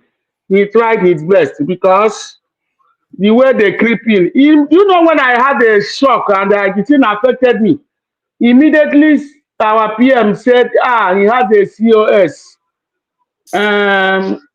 What did they call it? Chief of staff. I said, oh my God, our PM has made a mistake of what our onion do made with Uchenno crap. Hi! Oh my God. There's nothing I can do because I can't reach him. I had that ill feeling. I said, why this now? Why? Exactly what happened to our onion do, and I don't know who to reach. The thing gave me fever. Mommy, I can't lie to you. Mommy, this woman now walk bata. It's just that now maybe God allow it to happen this way so that spirit. Because they were the PM secretary. I don't know if you remember that time. Also, when he had the secretary, you remember? Yes. That was around 2021, 22. Because I see an already too much, this and that and this. Immediately also we go, someone more. The same thing Melonian do a child. Aye, there's nothing I can do. But no problem. When you get me, all one decade or Yes. the only thing now here get Messi or take a longer time. You know, it's terrible, my brother. Honestly, can't attack here promise. So now mind that man. Look at you on a coin. When Kule was saying that the bank, that Taj Bank, is the bank of this Sultan of Sokoto. All these Sultan of Sokoto, Emir of Kano, all these people, they are the owners and the people that control the Taj Bank. That bank, of course, now. That bank that Ngozi brought out. Ngozi, I can swear with anything in this life, Ngozi was put by Fulani. And with your agwa now, with your agwa, yeah. So look at me in my eye. I told you. Because it's not on Igbo now. Halimatu Abubakar. Since I call Halimatu Abubakar, they be the book just like Chinasa PMU. What now? I don't know. All the now see the guy. How can a citizen, a current president, be older than the country? Ozamia. Tinubu is close to 80-something years. Nigeria is 65. What? People can say na Biafra now. When Biafra and get older than Biafra. But now, Biafra is way back over 5 million years. They know. Just like what I in Anukita and Hagan orphanage in Biafra land, Manketi and Asaba. Boku Maki by Laugausa. Did you hear it? From now till 20, 20 something, 30 years now.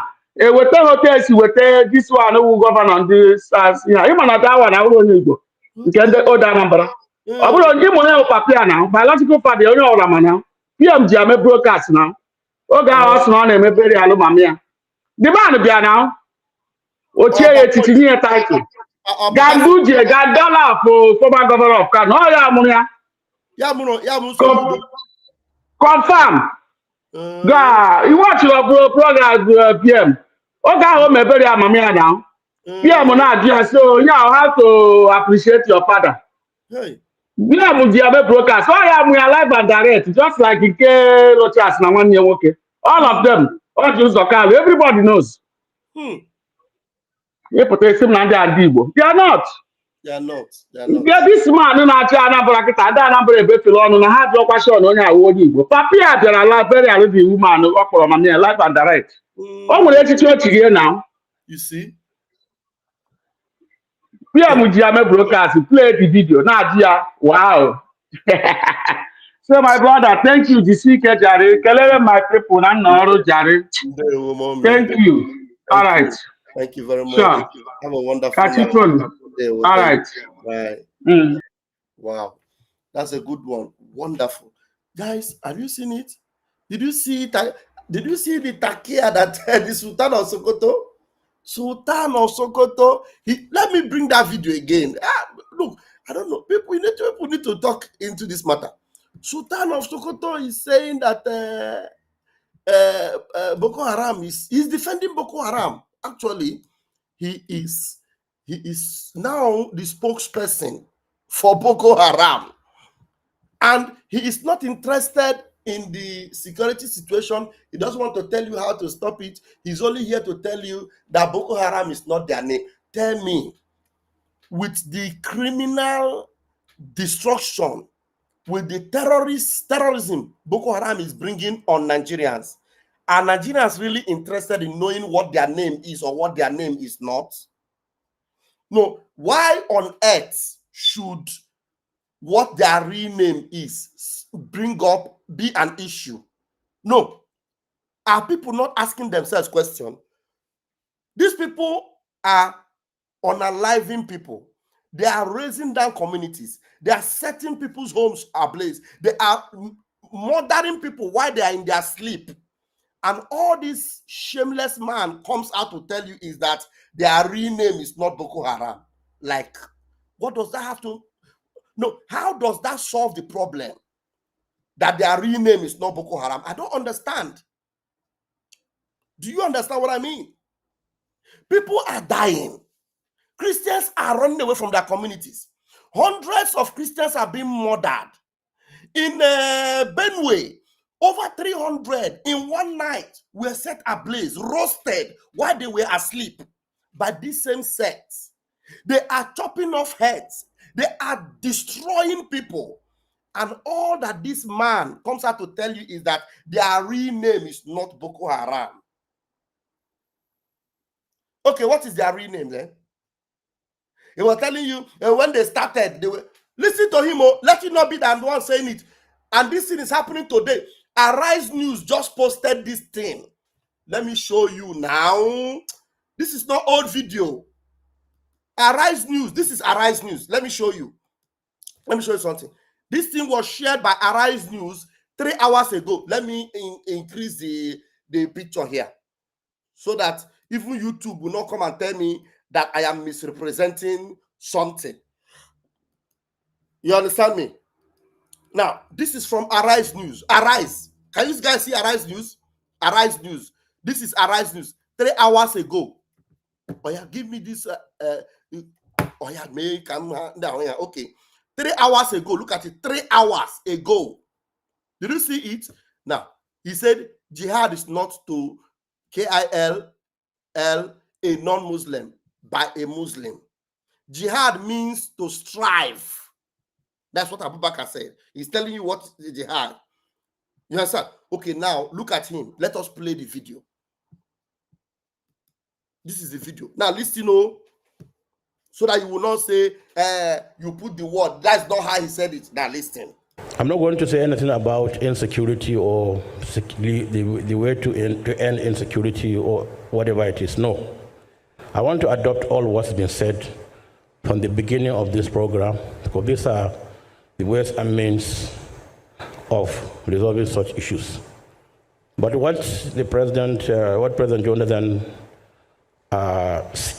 said, I was expecting him to make a very strong comment about how he really dealt with the issue of Boko Haram, which he used both the military and myself and other stakeholders. But maybe he decided not to, because a book is coming after that from him on how I dealt with Boko Haram issue. And let me also correct. He said a book is coming from him. And remember, the name he's calling them here is Boko Haram. Boko Haram, that's what he's calling them. Oh. The same man that's calling them Boko Haram, he's still the same man that will tell you that that is not the real name. I don't understand. This thing is surprising to me. Let me start it again. He's the one that started it, Boko Haram issue. Everybody knows Boko Haram. But he's coming to tell you that is not their real name. Hey, Chineke Meraye Bere. Takia. Are you listening? I'm not going to say anything about insecurity or the way to end insecurity or whatever it is. No. Oh. I want to adopt all what's been said from the beginning of this program, because these are the ways and means of resolving such issues. But what President Jonathan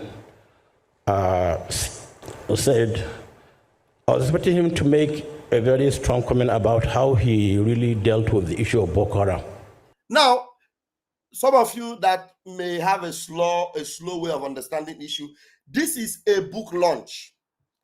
A book launch is going on here, and they're launching Lucky Irabo's book. And so many people have spoken before him. It's an easy way to understand it. So many people have spoken before him, and he's coming to speak. And somebody like Goodluck Jonathan also had spoken before him. So the way Goodluck Jonathan represented Boko Haram or said something, probably it didn't go down well with him. So he wants to buttress the point. He wants to explain it well. He said he expected Goodluck Jonathan to do a good job. You know, these people are actually their stooges. Goodluck Jonathan. How many of you know that they are pressuring the shameless idiots, Goodluck Jonathan, to come and contest again as a PDP running mate, presidential aspirant in the election they are planning for 2027? So he is this man, the Sultan of Sokoto. He is speaking after many other people have spoken. So he wants to make his own point. So let me start it again. I'm not going to stop it. I'm going to allow you to talk now. All right. I'm not going to say anything about insecurity or the way to end insecurity or whatever it is. No. I want to adopt all what's been said from the beginning of this program, because these are the ways and means of resolving such issues. But what President Jonathan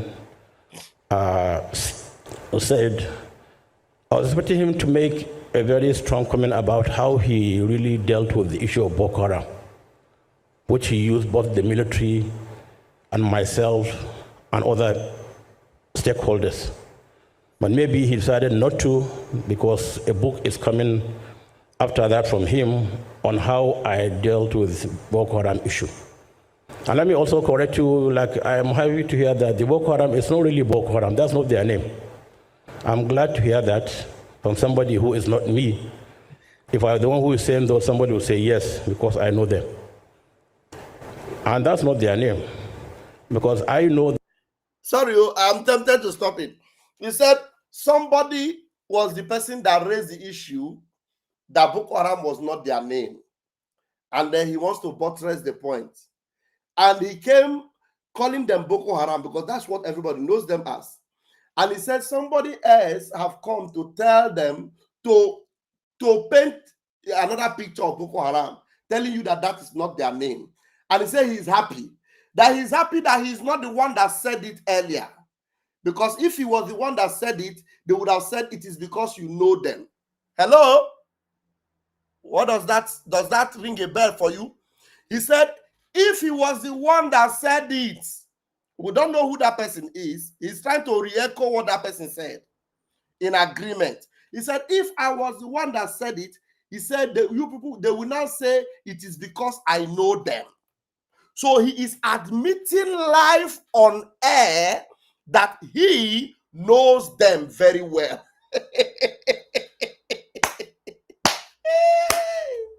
Nigerian talk.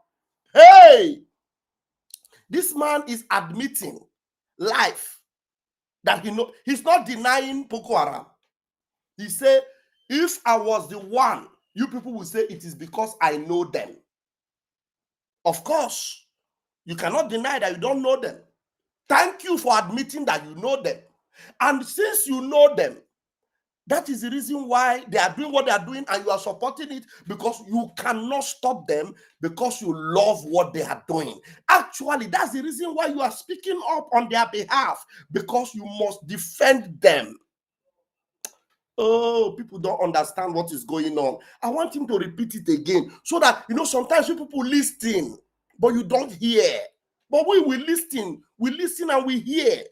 Listen, he said, if I am the one that said it, they would have said it is because I know them. Oh yeah, let us hear it too. Listen. He decided not to, because a book is coming after that from him on how I dealt with the Boko Haram issue. And let me also correct you, like I am happy to hear that the Boko Haram is not really Boko Haram. That's not their name. I'm glad to hear that from somebody who is not me. If I were the one who is saying though, somebody will say yes, because I know them. Boko Haram is not really Boko Haram. That's not their name. I'm glad to hear that from somebody who is not me. If I were the one who is saying though, somebody will say yes, because I know them. Boko Haram is not really Boko Haram. That's not their name. I'm glad to hear that from somebody who is not me. If I were the one who is saying though, somebody will say yes, because I know them. Boko Haram is not really Boko Haram. That's not their name. I'm glad to hear that from somebody who is not me. If I were the one who is saying though, somebody will say yes, because I know them. Boko Haram is not really Boko Haram. That's not their name. I'm glad to hear that from somebody who is not me. If I were the one who is saying though, somebody will say yes, because I know them. Not me. If I were the one who is saying though, somebody will say yes, because I know them. If I were the one who is saying though, somebody will say yes, because I know them. If I were the one who is saying though, somebody will say yes, because I know them. If I were the one who is saying though, somebody will say yes, because I know them. If I were the one who is saying though, somebody will say yes, because I know them. If I were the one who is saying though, somebody will say yes, because I know them. If I were the one who is saying though, somebody will say yes, because I know them. If I were the one who is saying though, somebody will say yes, because I know them. He knows them. He knows them. Because I know them. Fellow Nigerians. Mumu Nigerians. Somebody have admitted that he knows them. Mazi Nnamdi Kanu does not know them. Simon Ekpa does not know them. But you people, Simon Ekpa is your problem. Nnamdi Kanu is your problem. And you are crying that Boko Haram is destroying your lives. Here is the person admitting live on camera. I know them. I know them. I know them. You see the reason why Nigeria must go down? You see the reason why nothing will save or spare you people? You see the reason why God of Biafra will punish all of you?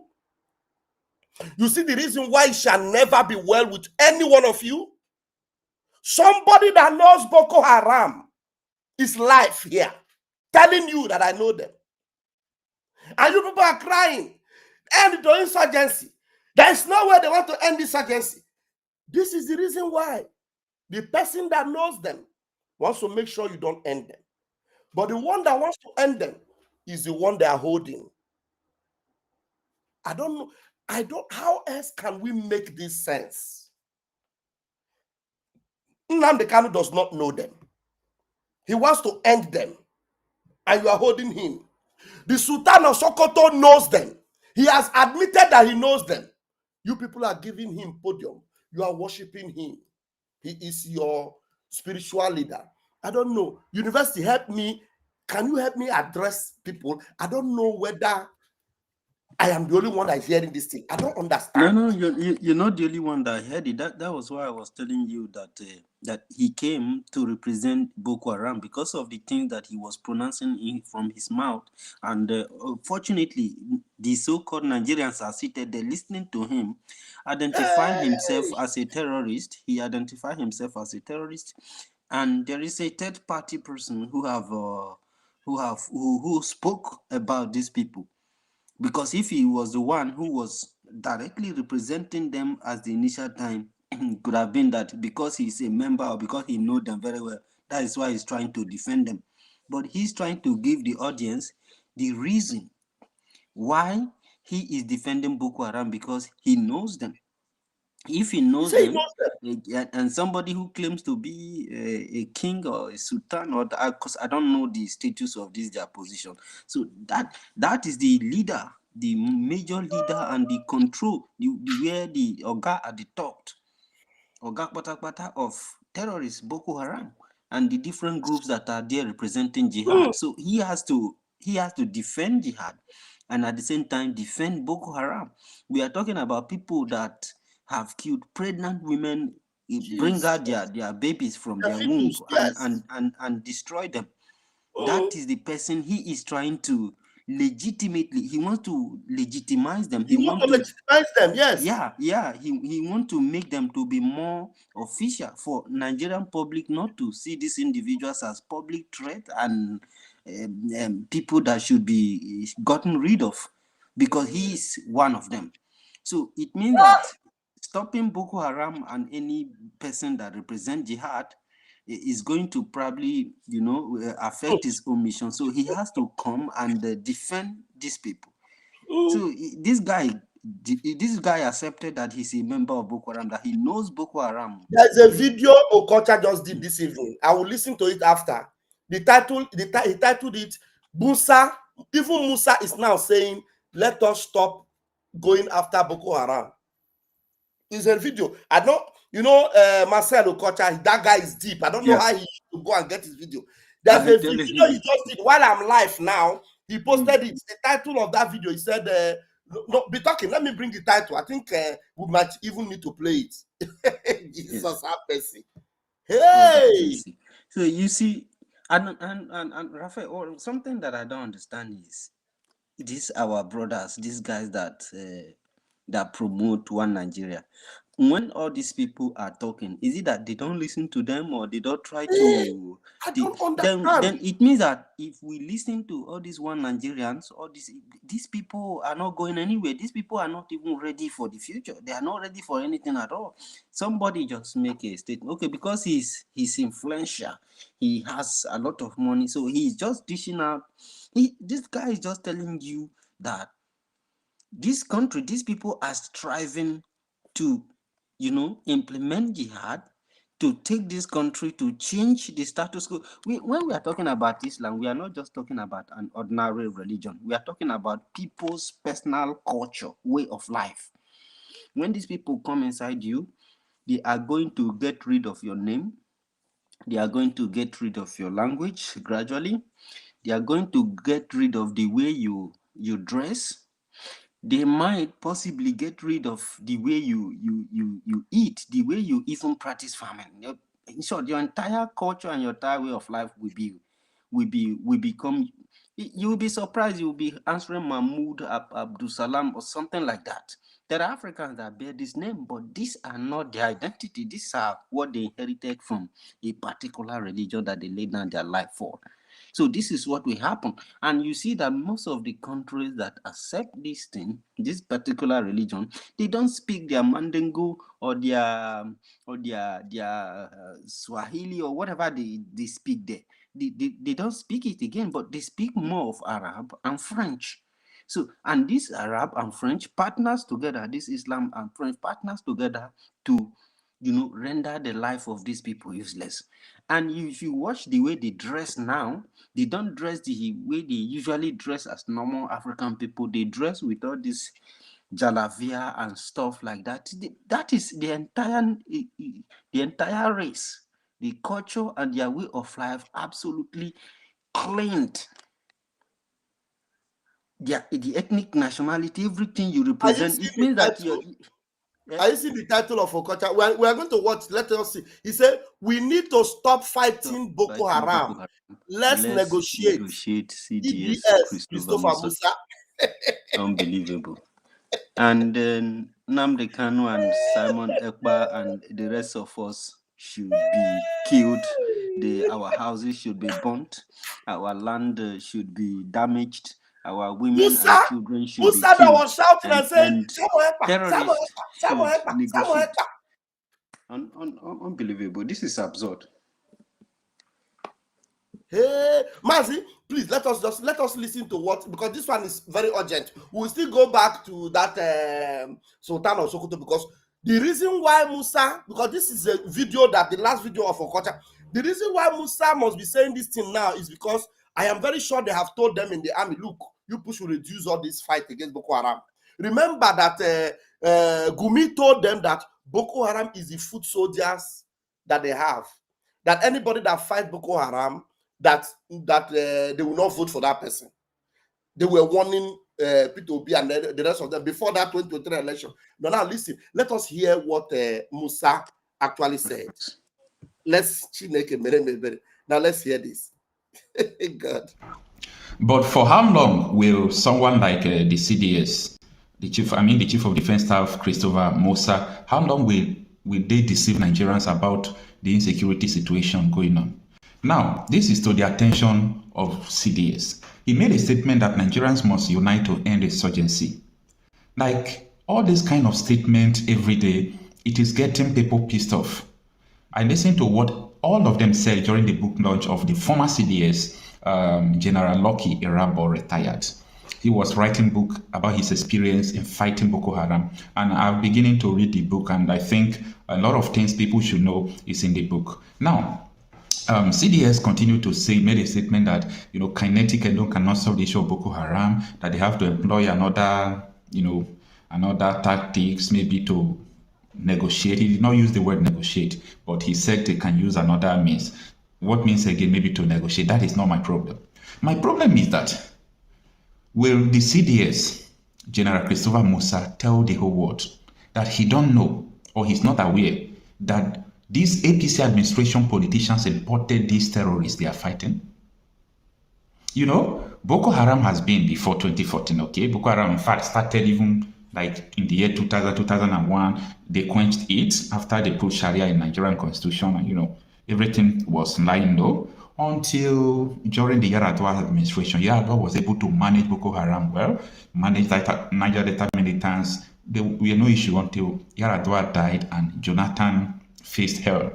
They did all sort of things against Jonathan, and they sponsored Chibok girls. Chibok girls was not by Boko Haram. They planned it and abducted Chibok girls. All those things happened, and people were saying, bring back our girls, campaigning against Jonathan. Why? Because they don't know what transpired. Now, that is apart. Let us focus on what I'm saying. If General Christopher Musa said he don't know the people who imported terrorists, or he's not aware that people imported terrorists, meaning he's not fit, he's not worthy, and he's not supposed to be the chief of defense staff. That is number one thing. Then, if Christopher Musa knows the people who imported terrorists, and he's coming to now and then to the media to talk to people anyhow, posterity is going to judge him. The future will remember the silence and how he colluded to keep quiet, shaking hands with people that imported these terrorists. Nigerians are already pissed off. Everybody is pissed off already. This is not time to paint words, because these people came to national television. I want to be clear so that people will understand what is going on. These people came to national television like Kuwa Baraje, like Aerofy. They talk about all these things, how Kuwa Baraje said they imported these terrorists into Nigeria. The man is still alive. He's from Kwara State. Kwara State, now that these bandits are knocking up and down, pursuing them up and down. Kuwa Baraje, who was boasting on national television that they imported, bandits into Nigeria to remove Jonathan. In trying to remove Jonathan, there were stateless persons that were from the Sahel region that were imported into Nigeria. CDS, are you not aware of this? You see, you people, especially the elders we have, toothless and in connection with everything that is going on in Nigeria. I'm saying this so that the upcoming generation, our generation, will know the truth. The truth is that what we are facing today was imported by APC administration, full stop. They admitted, something, if they did not admit, what I'm saying now will be like a rumor, a hearsay, and like I am not sure of what I'm saying. But these people have admitted, if you are going to court of law, you get there, you plead guilty. So I did it. I did not do it to destabilize Nigeria. I did it for election purposes. That is treasonable act. CDS knows these people. DSS chief knows these people. I took time, 1 hour interview with Kunda Olaomi, who was the head of military intelligence, Commander Kunda Olaomi. He explained everything, the collusion of the security agencies with the Aso Rock with the senators. He was the head of military intelligence agency. So what are you talking about, CDS Musa? Posterity will judge you. All of you that are keeping quiet, the people who brought these Fulani militias killing us, posterity will judge all of you. Nigeria have been living in peace with both the Hausas, Igbos, Yoruba, including the Fulanis who have been in Nigeria before. They have been living in peace. Before these people boasted that they imported Fulani militia, I'm not saying it. They say it by themselves. They confess that they brought the Fulani militia into the country. And after that, what happened again? Nothing. CDS remains toothless. The DSS remains toothless. The police remains toothless. And you are trying to come out to deceive who? This is not 2015. You went to Al Jazeera. I was listening to your interview at Al Jazeera in Doha, Qatar, that day. Some of the things you said are true, okay? I don't paint words.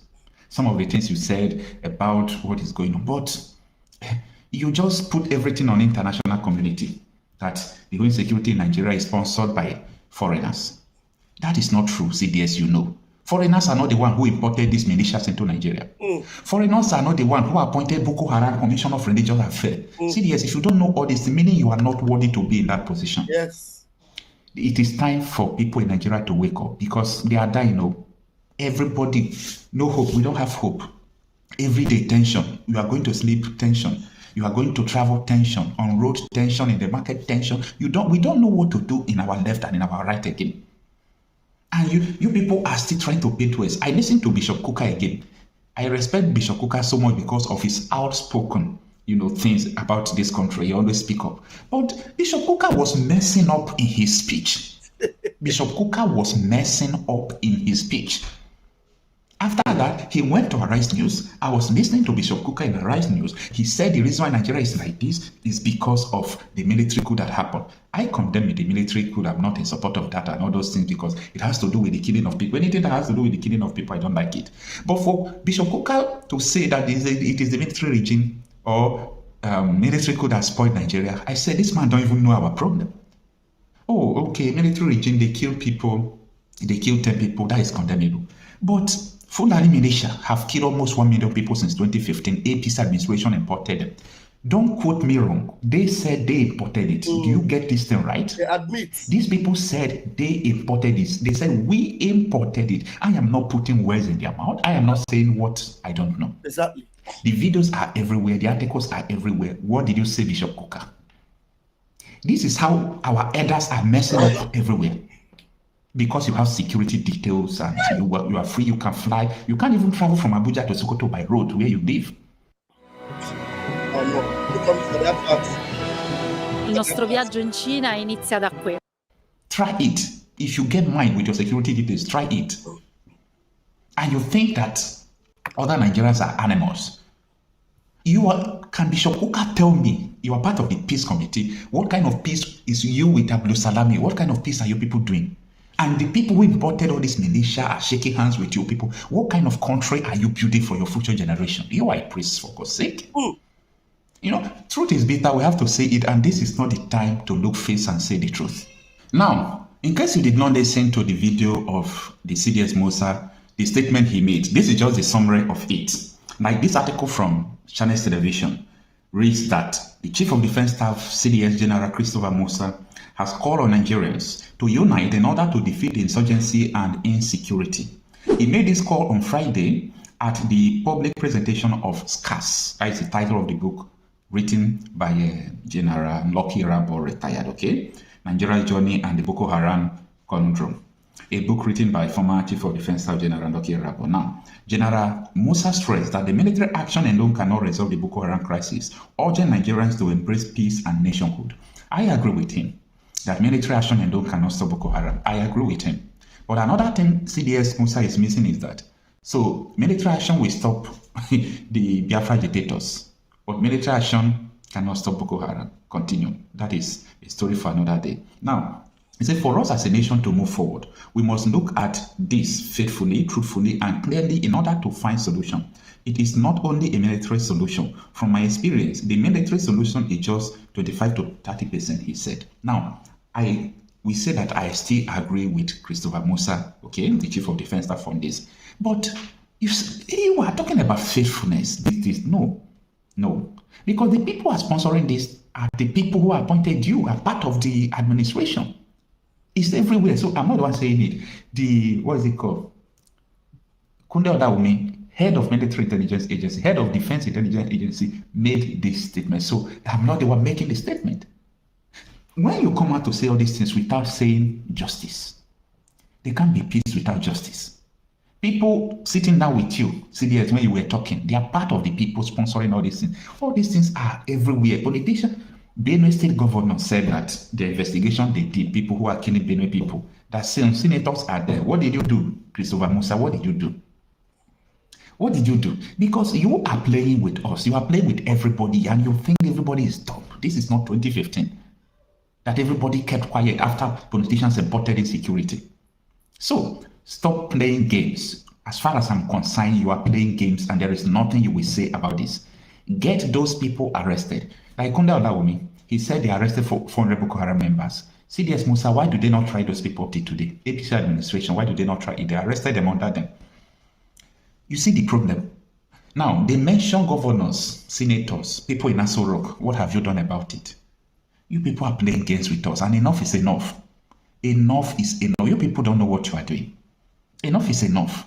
So all these things, you people are just trying to wind away time. The real people are dying. Look at what is going on in Kwara State. Look at what is going on from around the country. No, it's insane. It does not happen anywhere in the world. It doesn't happen. You are playing games. This is game. If you tell me you don't know what I'm saying, you are not worthy to be serious. Resign. You are not worthy. If any security head, including the DPO, ordinary DPO police officer, can't tell me he don't know what is going on. Ordinary DPO can't say he don't know what is going on. So we need justice to the people who imported this insecurity. Arrest them. Some of them must have died. Majority of them are alive. They have accepted that they do. So until that, everything you people are talking in parable, and you are just speaking to the dead people. You are not talking to the living. Get them arrested. Talk. You know, gathering like this, I expected someone to rise up and talk something like this. But you people are afraid to speak the truth.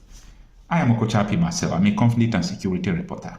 And we deal with the problem, not with the, what is going on currently, because there is a reason for everything.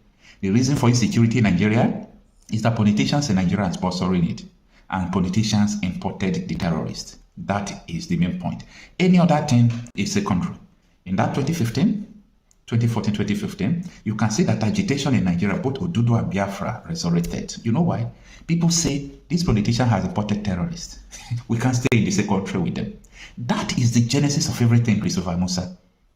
So it is enough of all this hula baloo.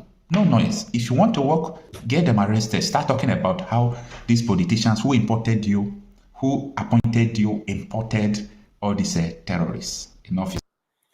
All right. So I deliberately allowed him to finish talking because my brother Charles is always spot on. You see, exactly what Musa is saying. He's in the same program where the Sultan of Sokoto was defending Boko Haram. That's where Musa was saying that we need to unite to fight insecurity. And then they were admitting that only military action cannot end it. Just like Okocha rightfully said. So only military action will end what you are doing in Southeast, in Biafra land, using military to bombard, even using jet fighters to bombard people that are quietly in the bush on their own, not harassing anybody. But kidnappers that have kidnapped hundreds of people. Chebi recently, the one that was doing peace talk, after the peace talk, brought 40 people that was kidnapped. 40. Ask yourself, where did they keep all these people that was kidnapped? 40 was brought among the people that they kidnapped because they just had a peace deal. And we are seeing on social media where they are brandishing the money they collected as ransom. Oh my God. Zoo. I don't know. I'm sure Uzo want to say something again. Vam Vam Vam. Yeah. There are all of them that are into this thing, The thing is that they will play you. They will be going back and front until you fall for them. That's what they are doing. They are not going to curb anything. These guys will continue to grow. They made peace with them, and they are continue making peace with them. As they make peace with them, they recruit more people. Then I don't know if Nigerian army is getting their recruitment from them now. So they convert some to Nigerian army, and some will be answering either Boko or anything they want them to answer. Then as they grow, at a time they will want to overtake everybody. So we don't have to fall for these guys. They know what they are doing. All of them are into it. That's why Tinubu said he's not going to do anything about insecurity, because if he try anything, they will kill him. So he knows. He knows what is happening. So he will live with his people. I don't know how he's going to do it. So, or after his regime, he will abandon his people to their fate. I don't know. So, well, I hope we'll be alive to see everything, how it will play. It will happen. The end of Nigeria will happen in our own very eye. So let's see how everything will play. Yeah. Course, so as we are rounding up very quickly, University, please give us your closing remark, after which my brother Uzo, if you have anything to give us as closing, so that maybe I will play this video again from beginning to end. Biafrans will hear it again before they go and sleep, so that they will ponder on it. And maybe when we go to space, If we can't go this night, we'll go tomorrow. We will now scatter the whole table. University, are you there? University. Maybe he has gone to sleep. No. He just came up again now. Maybe okay, wait, let me just allow this man to talk again so that those that are just joining us will hear it, and then we'll give our closing remark. I think it will be better that way.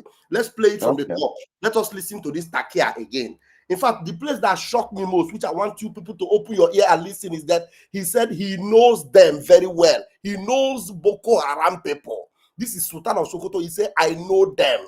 Listen, I'm not going to say anything about insecurity or the way to end insecurity or whatever it is. No. I want to adopt all what's been said from the beginning of this program, because these are the ways and means of resolving such issues.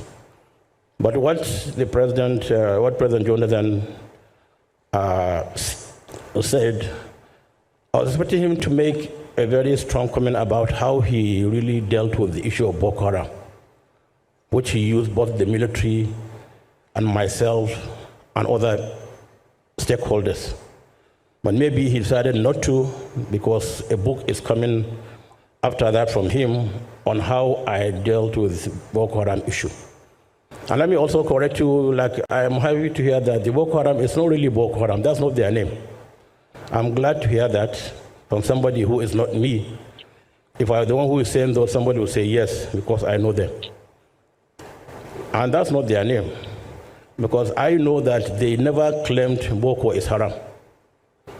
If you have listened to some of their audio, which I had privilege of listening to, they said they didn't say Boko is haram.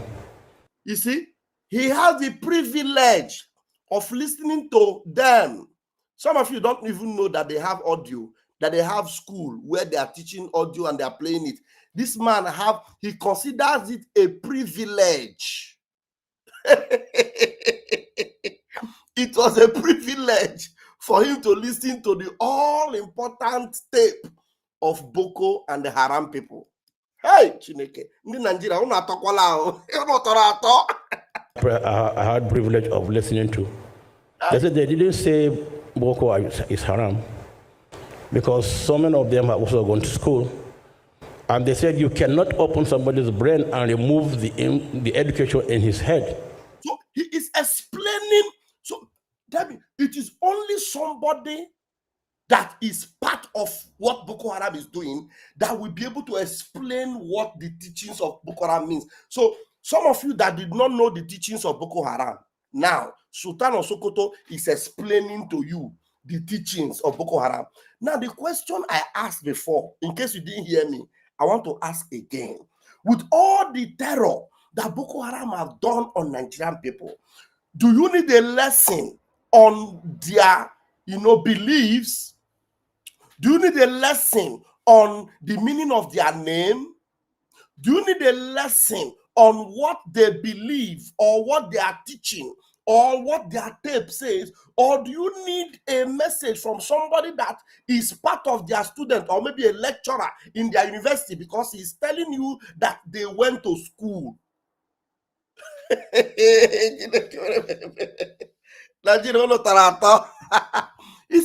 said that the Boko Haram people, they went to school. That he had the privilege of listening to their message. That he's explaining the teachings of Boko Haram. So this man, you can consider him or call him Boko lecturer or Haram lecturer.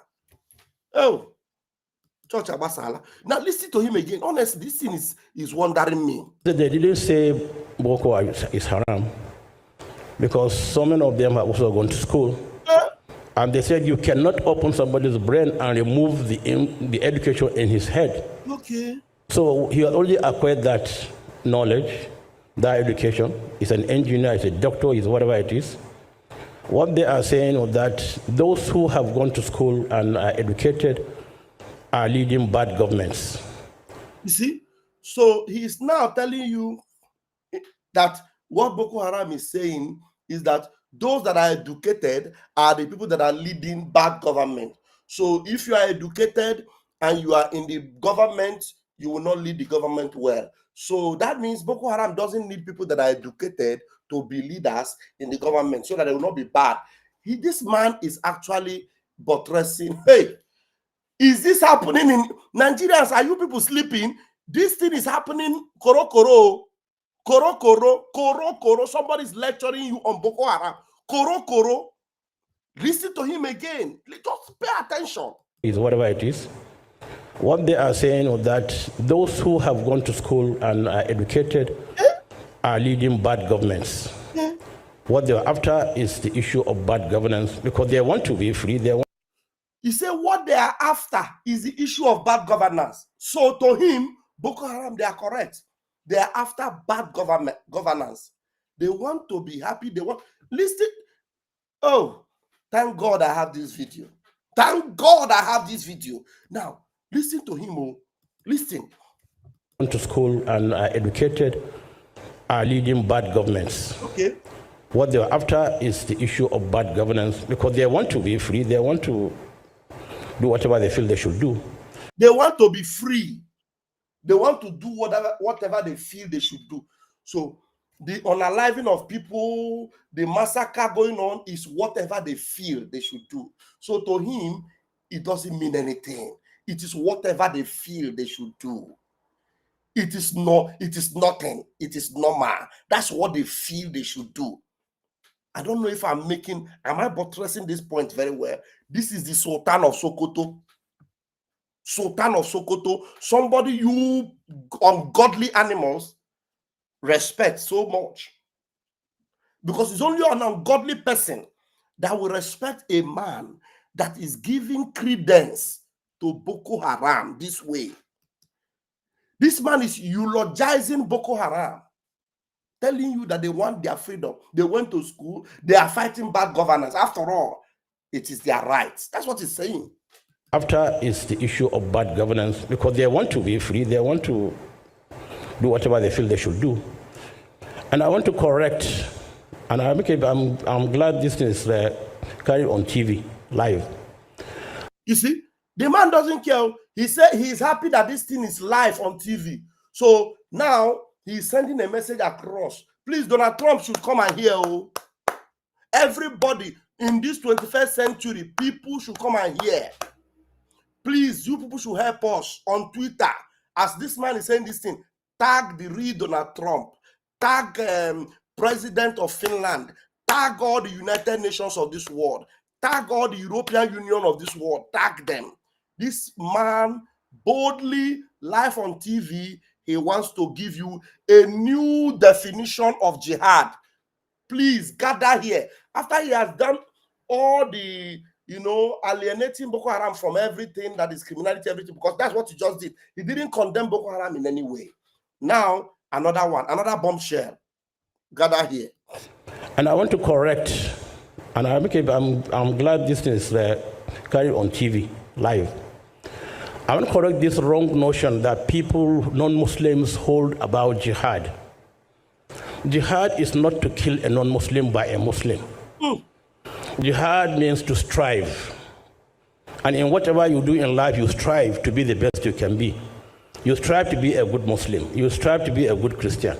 You strive to be a good farmer or a good engineer. So jihad is not to kill a non-Muslim. That's a wrong notion people have been airing out for decades. And I wrote a foreword on a book. It's from the station, so just be patient. It's loading because I don't know how they recorded this. Across the world, published by the King of Jordan.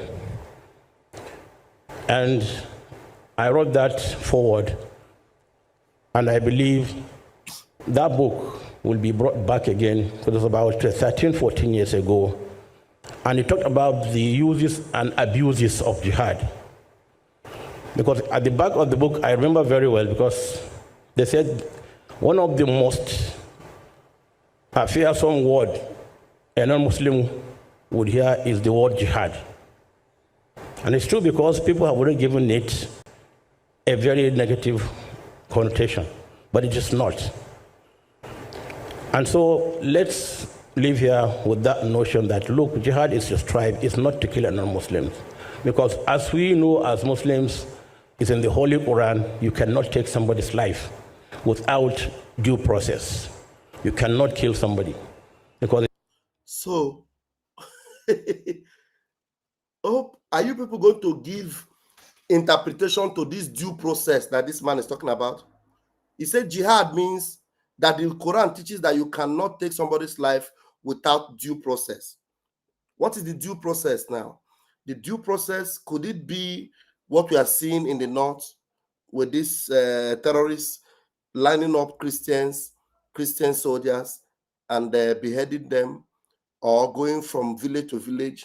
Once the people say they are not Muslims, they tear them apart, or dismembering people and taking their bodies and sharing it all over to show the families, or kidnapping people and beginning to torture them live on video for people to see how they are treating them.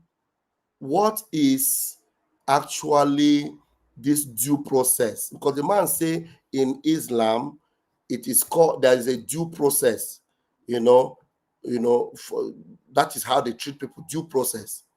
So he's trying to make it, he's giving you the new definition of jihad. What is that due process this man is talking about here? So in our closing remarks, you're going to give us that remark in your closing. I want us to use one stone to kill several birds. So please just hold on, Uzo. You are going to give us that interpretation too in your closing remark. Hey, Chineke, this video is loaded though. Hey, PM would have done justice to this video. Oh my God. Mazin Nnamdi Kanu, well, Mazin Nnamdi Kanu said he's tired of broadcasting because he has talked about all these things severally. Anyway, let us allow him to finish. Not take somebody's life without due process. You cannot kill somebody. Because they said to kill a life, take a life or kill somebody, it's like taking the whole of humanity. That's without being following due process. But these are things that he's insisting on this due process so that you people understand that this due process doesn't mean following the thing lawfully. Let me give you a shocker. Do you know the meaning of this due process? Sharia. The due process this jackal is talking about is Sharia. That is their due process. That is why in the Nigeria Constitution, you will not see the word Christian or Christianity. You will see Sharia several times in their constitution. Sharia. That is due process for them. All right, go ahead. Due process, Sharia. Being following due process. But these are things that scholars will talk to you about. So these are the things that scholars will teach you about. Muslim scholars, that's what they teach. They teach about Sharia. Their teaching is that they will not rest until Sharia becomes a worldwide law. He repeated, he's telling you this is what the scholars teach you about. This man is very particular with this is damage control. And we that have the eagle's eye, we know how to interpret it. I want him to repeat that thing. He said, these are what the scholars are teaching you about. Listen to him. Humanity. That's without being following due process. But these are things that scholars will talk to you about. But these are things that scholars will talk to you about. But these are things that scholars will talk to you about. Okay. So let's live here with this notion that jihad is not to kill, because we are living peacefully with one another. I'm a Muslim and I know I'm a Muslim. If you're a Christian, you know you're a Christian. Then when we understand one another, we are better equipped to deal with one another. Because I know who you are, you know who I am. That's nothing you can do to me. That's something I can do to you. Understanding is the most important thing. We understand one another and live peacefully in this country. Okay, Judge Awasa. Now we're going to give our closing remark. I hope University is not here, except if he comes back. Otherwise, Uzo gives us a closing remark and they will retire. We have spent 3 hours. Uzo, please go ahead. Vam. Due process is the process of converting these guys to what they are doing now, like making peace with them. Okay. That is the due process he's talking about. Okay. Due process is not to, he said it's not to fight them, it's not to just, it's just to follow due process. So he's No, you making don't peace with. understand. You don't understand. He's talking about he didn't follow the message well. He was talking about what the Quran teaches. He said that you cannot take somebody's life without following due process. What is due? Everybody knows that Quran teach that they should unalive the non-Muslims. That's what They I'm will saying now. unalive. It is that So due process. what due process again is he talking of? That's what I'm saying. That's why he said it is the scholars, because he doesn't want to teach you the real Islam, which he doesn't know we already knew. We know what the due process is. Because when you are telling somebody that the Quran is teaching that you should not take people's life, but he doesn't know that we know that there are scriptures that actually say that if they are unbelievers, when you unalive them, you are actually doing Allah a favor. Is that takija we are talking about? That is what he's using. Okay. Because they use it at every convenient time. So he's just using the takija to confuse everybody, to make you feel that they are not like that. This is not what we are. We are peaceful religion, but at the back, they will deal with you. The thing is that Nigeria is gone. All these things that are happening, I don't think how they will clear it if they decide to clear it. It's not possible again. These guys have been assimilated. They are in. They have gone too far. So taking them out or stopping what is happening is going to get worse. It's going to get worse, But our people now, the people why they mercy for. Our Igbo people who go there to build skyscraper in Lagos. This vice president now, remember when his phone call was tapped or something like that? The one he was talking how they will take over Lagos. The state governor. So the whole thing is playing, and he said when they come into government, and he's in government. So have you heard him say anything about that thing, or Tinubu say anything about that? What is happening? Yeah. So our people, I don't let them go and throw away their money there now. Waiting concern, they are throwing away their money in Lagos. Let them continue. Ojukwu said it when Ojukwu came back from exile. Ojukwu went to that same trade fair. That was where Ojukwu cried and called them and said, look, these things are waste. You are going to lose everything you are doing here. Go back home and do these things. So they refuse. Our people need to, when they are beaten seriously, then they will not thinking of going backwards, remembering where they came from and what is happening. For now, when they are enjoying, they don't care. They don't care. So that's the thing. Well, everybody should go to Twitter in the morning. It's late here now. Twitter tomorrow. Let us walk in Twitter tomorrow. Yes. Everybody retweet, like, retweet. If you see any of those this thing about how they are killing Christians, just retweet it. Anything about what is happening in the north, retweet it. So that the word is out now. They are watching, they are reading everything. So it's time to do the needful. This is part of the needful too. So my people, please let us forget. Sorry, Vam Vam Vam, what is Ogenkere doing with the money now he's collecting? What is he doing with it? Am I with Ogenkere? How do I know? I don't know.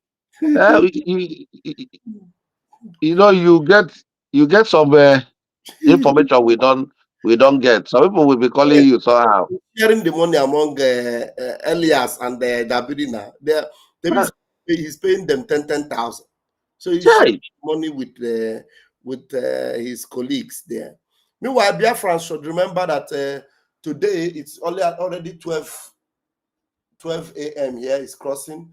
We are going to be not hosting, actually, we're going to be streaming the press briefing of BNL leader Prince Commander Prince will. So we will be streaming his message to Biafrans live. That when?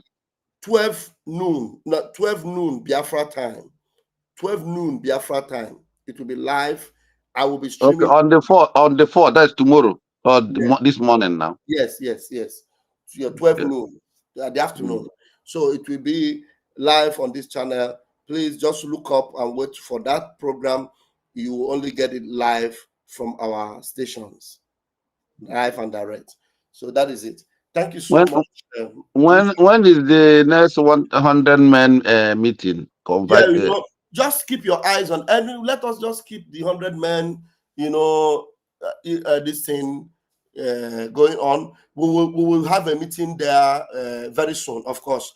I dropped a message there. I don't know whether you saw it, and if you didn't see it, just call me after this meeting in case, or you go there and see, something is about to happen. By the grace of God, it will happen very soon. Of course, I was even hoping that that would be the next meeting. But anyway, if it doesn't happen, we will call for a meeting and update us basically on the way forward. If you have not yet joined this 100 men, very, very important. Very important. Very, very important, honestly. So those of us that want to see things happening, we need to be there. We need to be there. Get in touch with me. My phone number, you can call me. It is better for you to call me on WhatsApp on this number. Because sometimes when you send a message, I may not see it. But when you call me on WhatsApp, +39 35100 33521, just call me from wherever. Call me and tell me, Vam Vam Vam, especially those in diaspora. We are not adding those in the homeland on that 100 men. Those in diaspora that know they have that zeal and that passion to support behind Mega. And the truth is that now any for what we are doing. So, and then you have been saying, I want to see action. I want to see something now. Osugo, Orugo no mume. Call me, and we have already done 2 projects. The reason why you are having BNL leader tomorrow is because of the 100 men. 100 men made it happen, and the BNL is taking back Bakassi. You are going to hear everything tomorrow. So thanks to the 100 men. So we are doing marvelously well. So you need to make sure you hook up with us there, and then we are going to be doing greater things.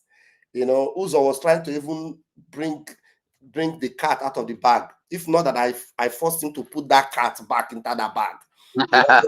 Exactly. So you people must be ready, because we need to do tremendous things so that in the zoo,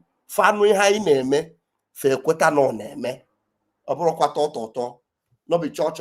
This one now, we must show working so that they will understand that what Ukraine is doing, people that can do more than that and make a powerful nation to be crying. Okay, we can do it. Thank you, my brother Uzo. Good night. Yeah, good night. Or good morning. Yeah, thank you so much for joining me. Thank you very much.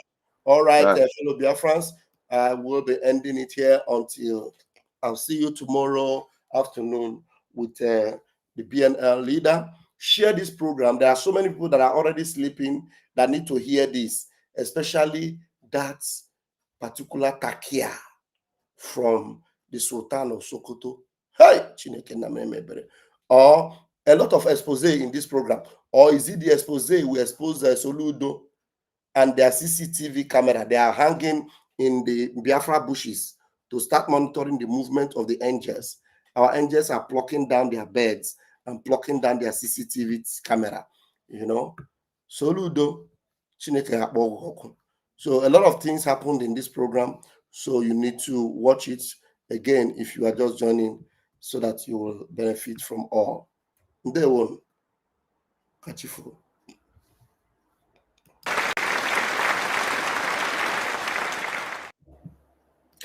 We are going to do wonders.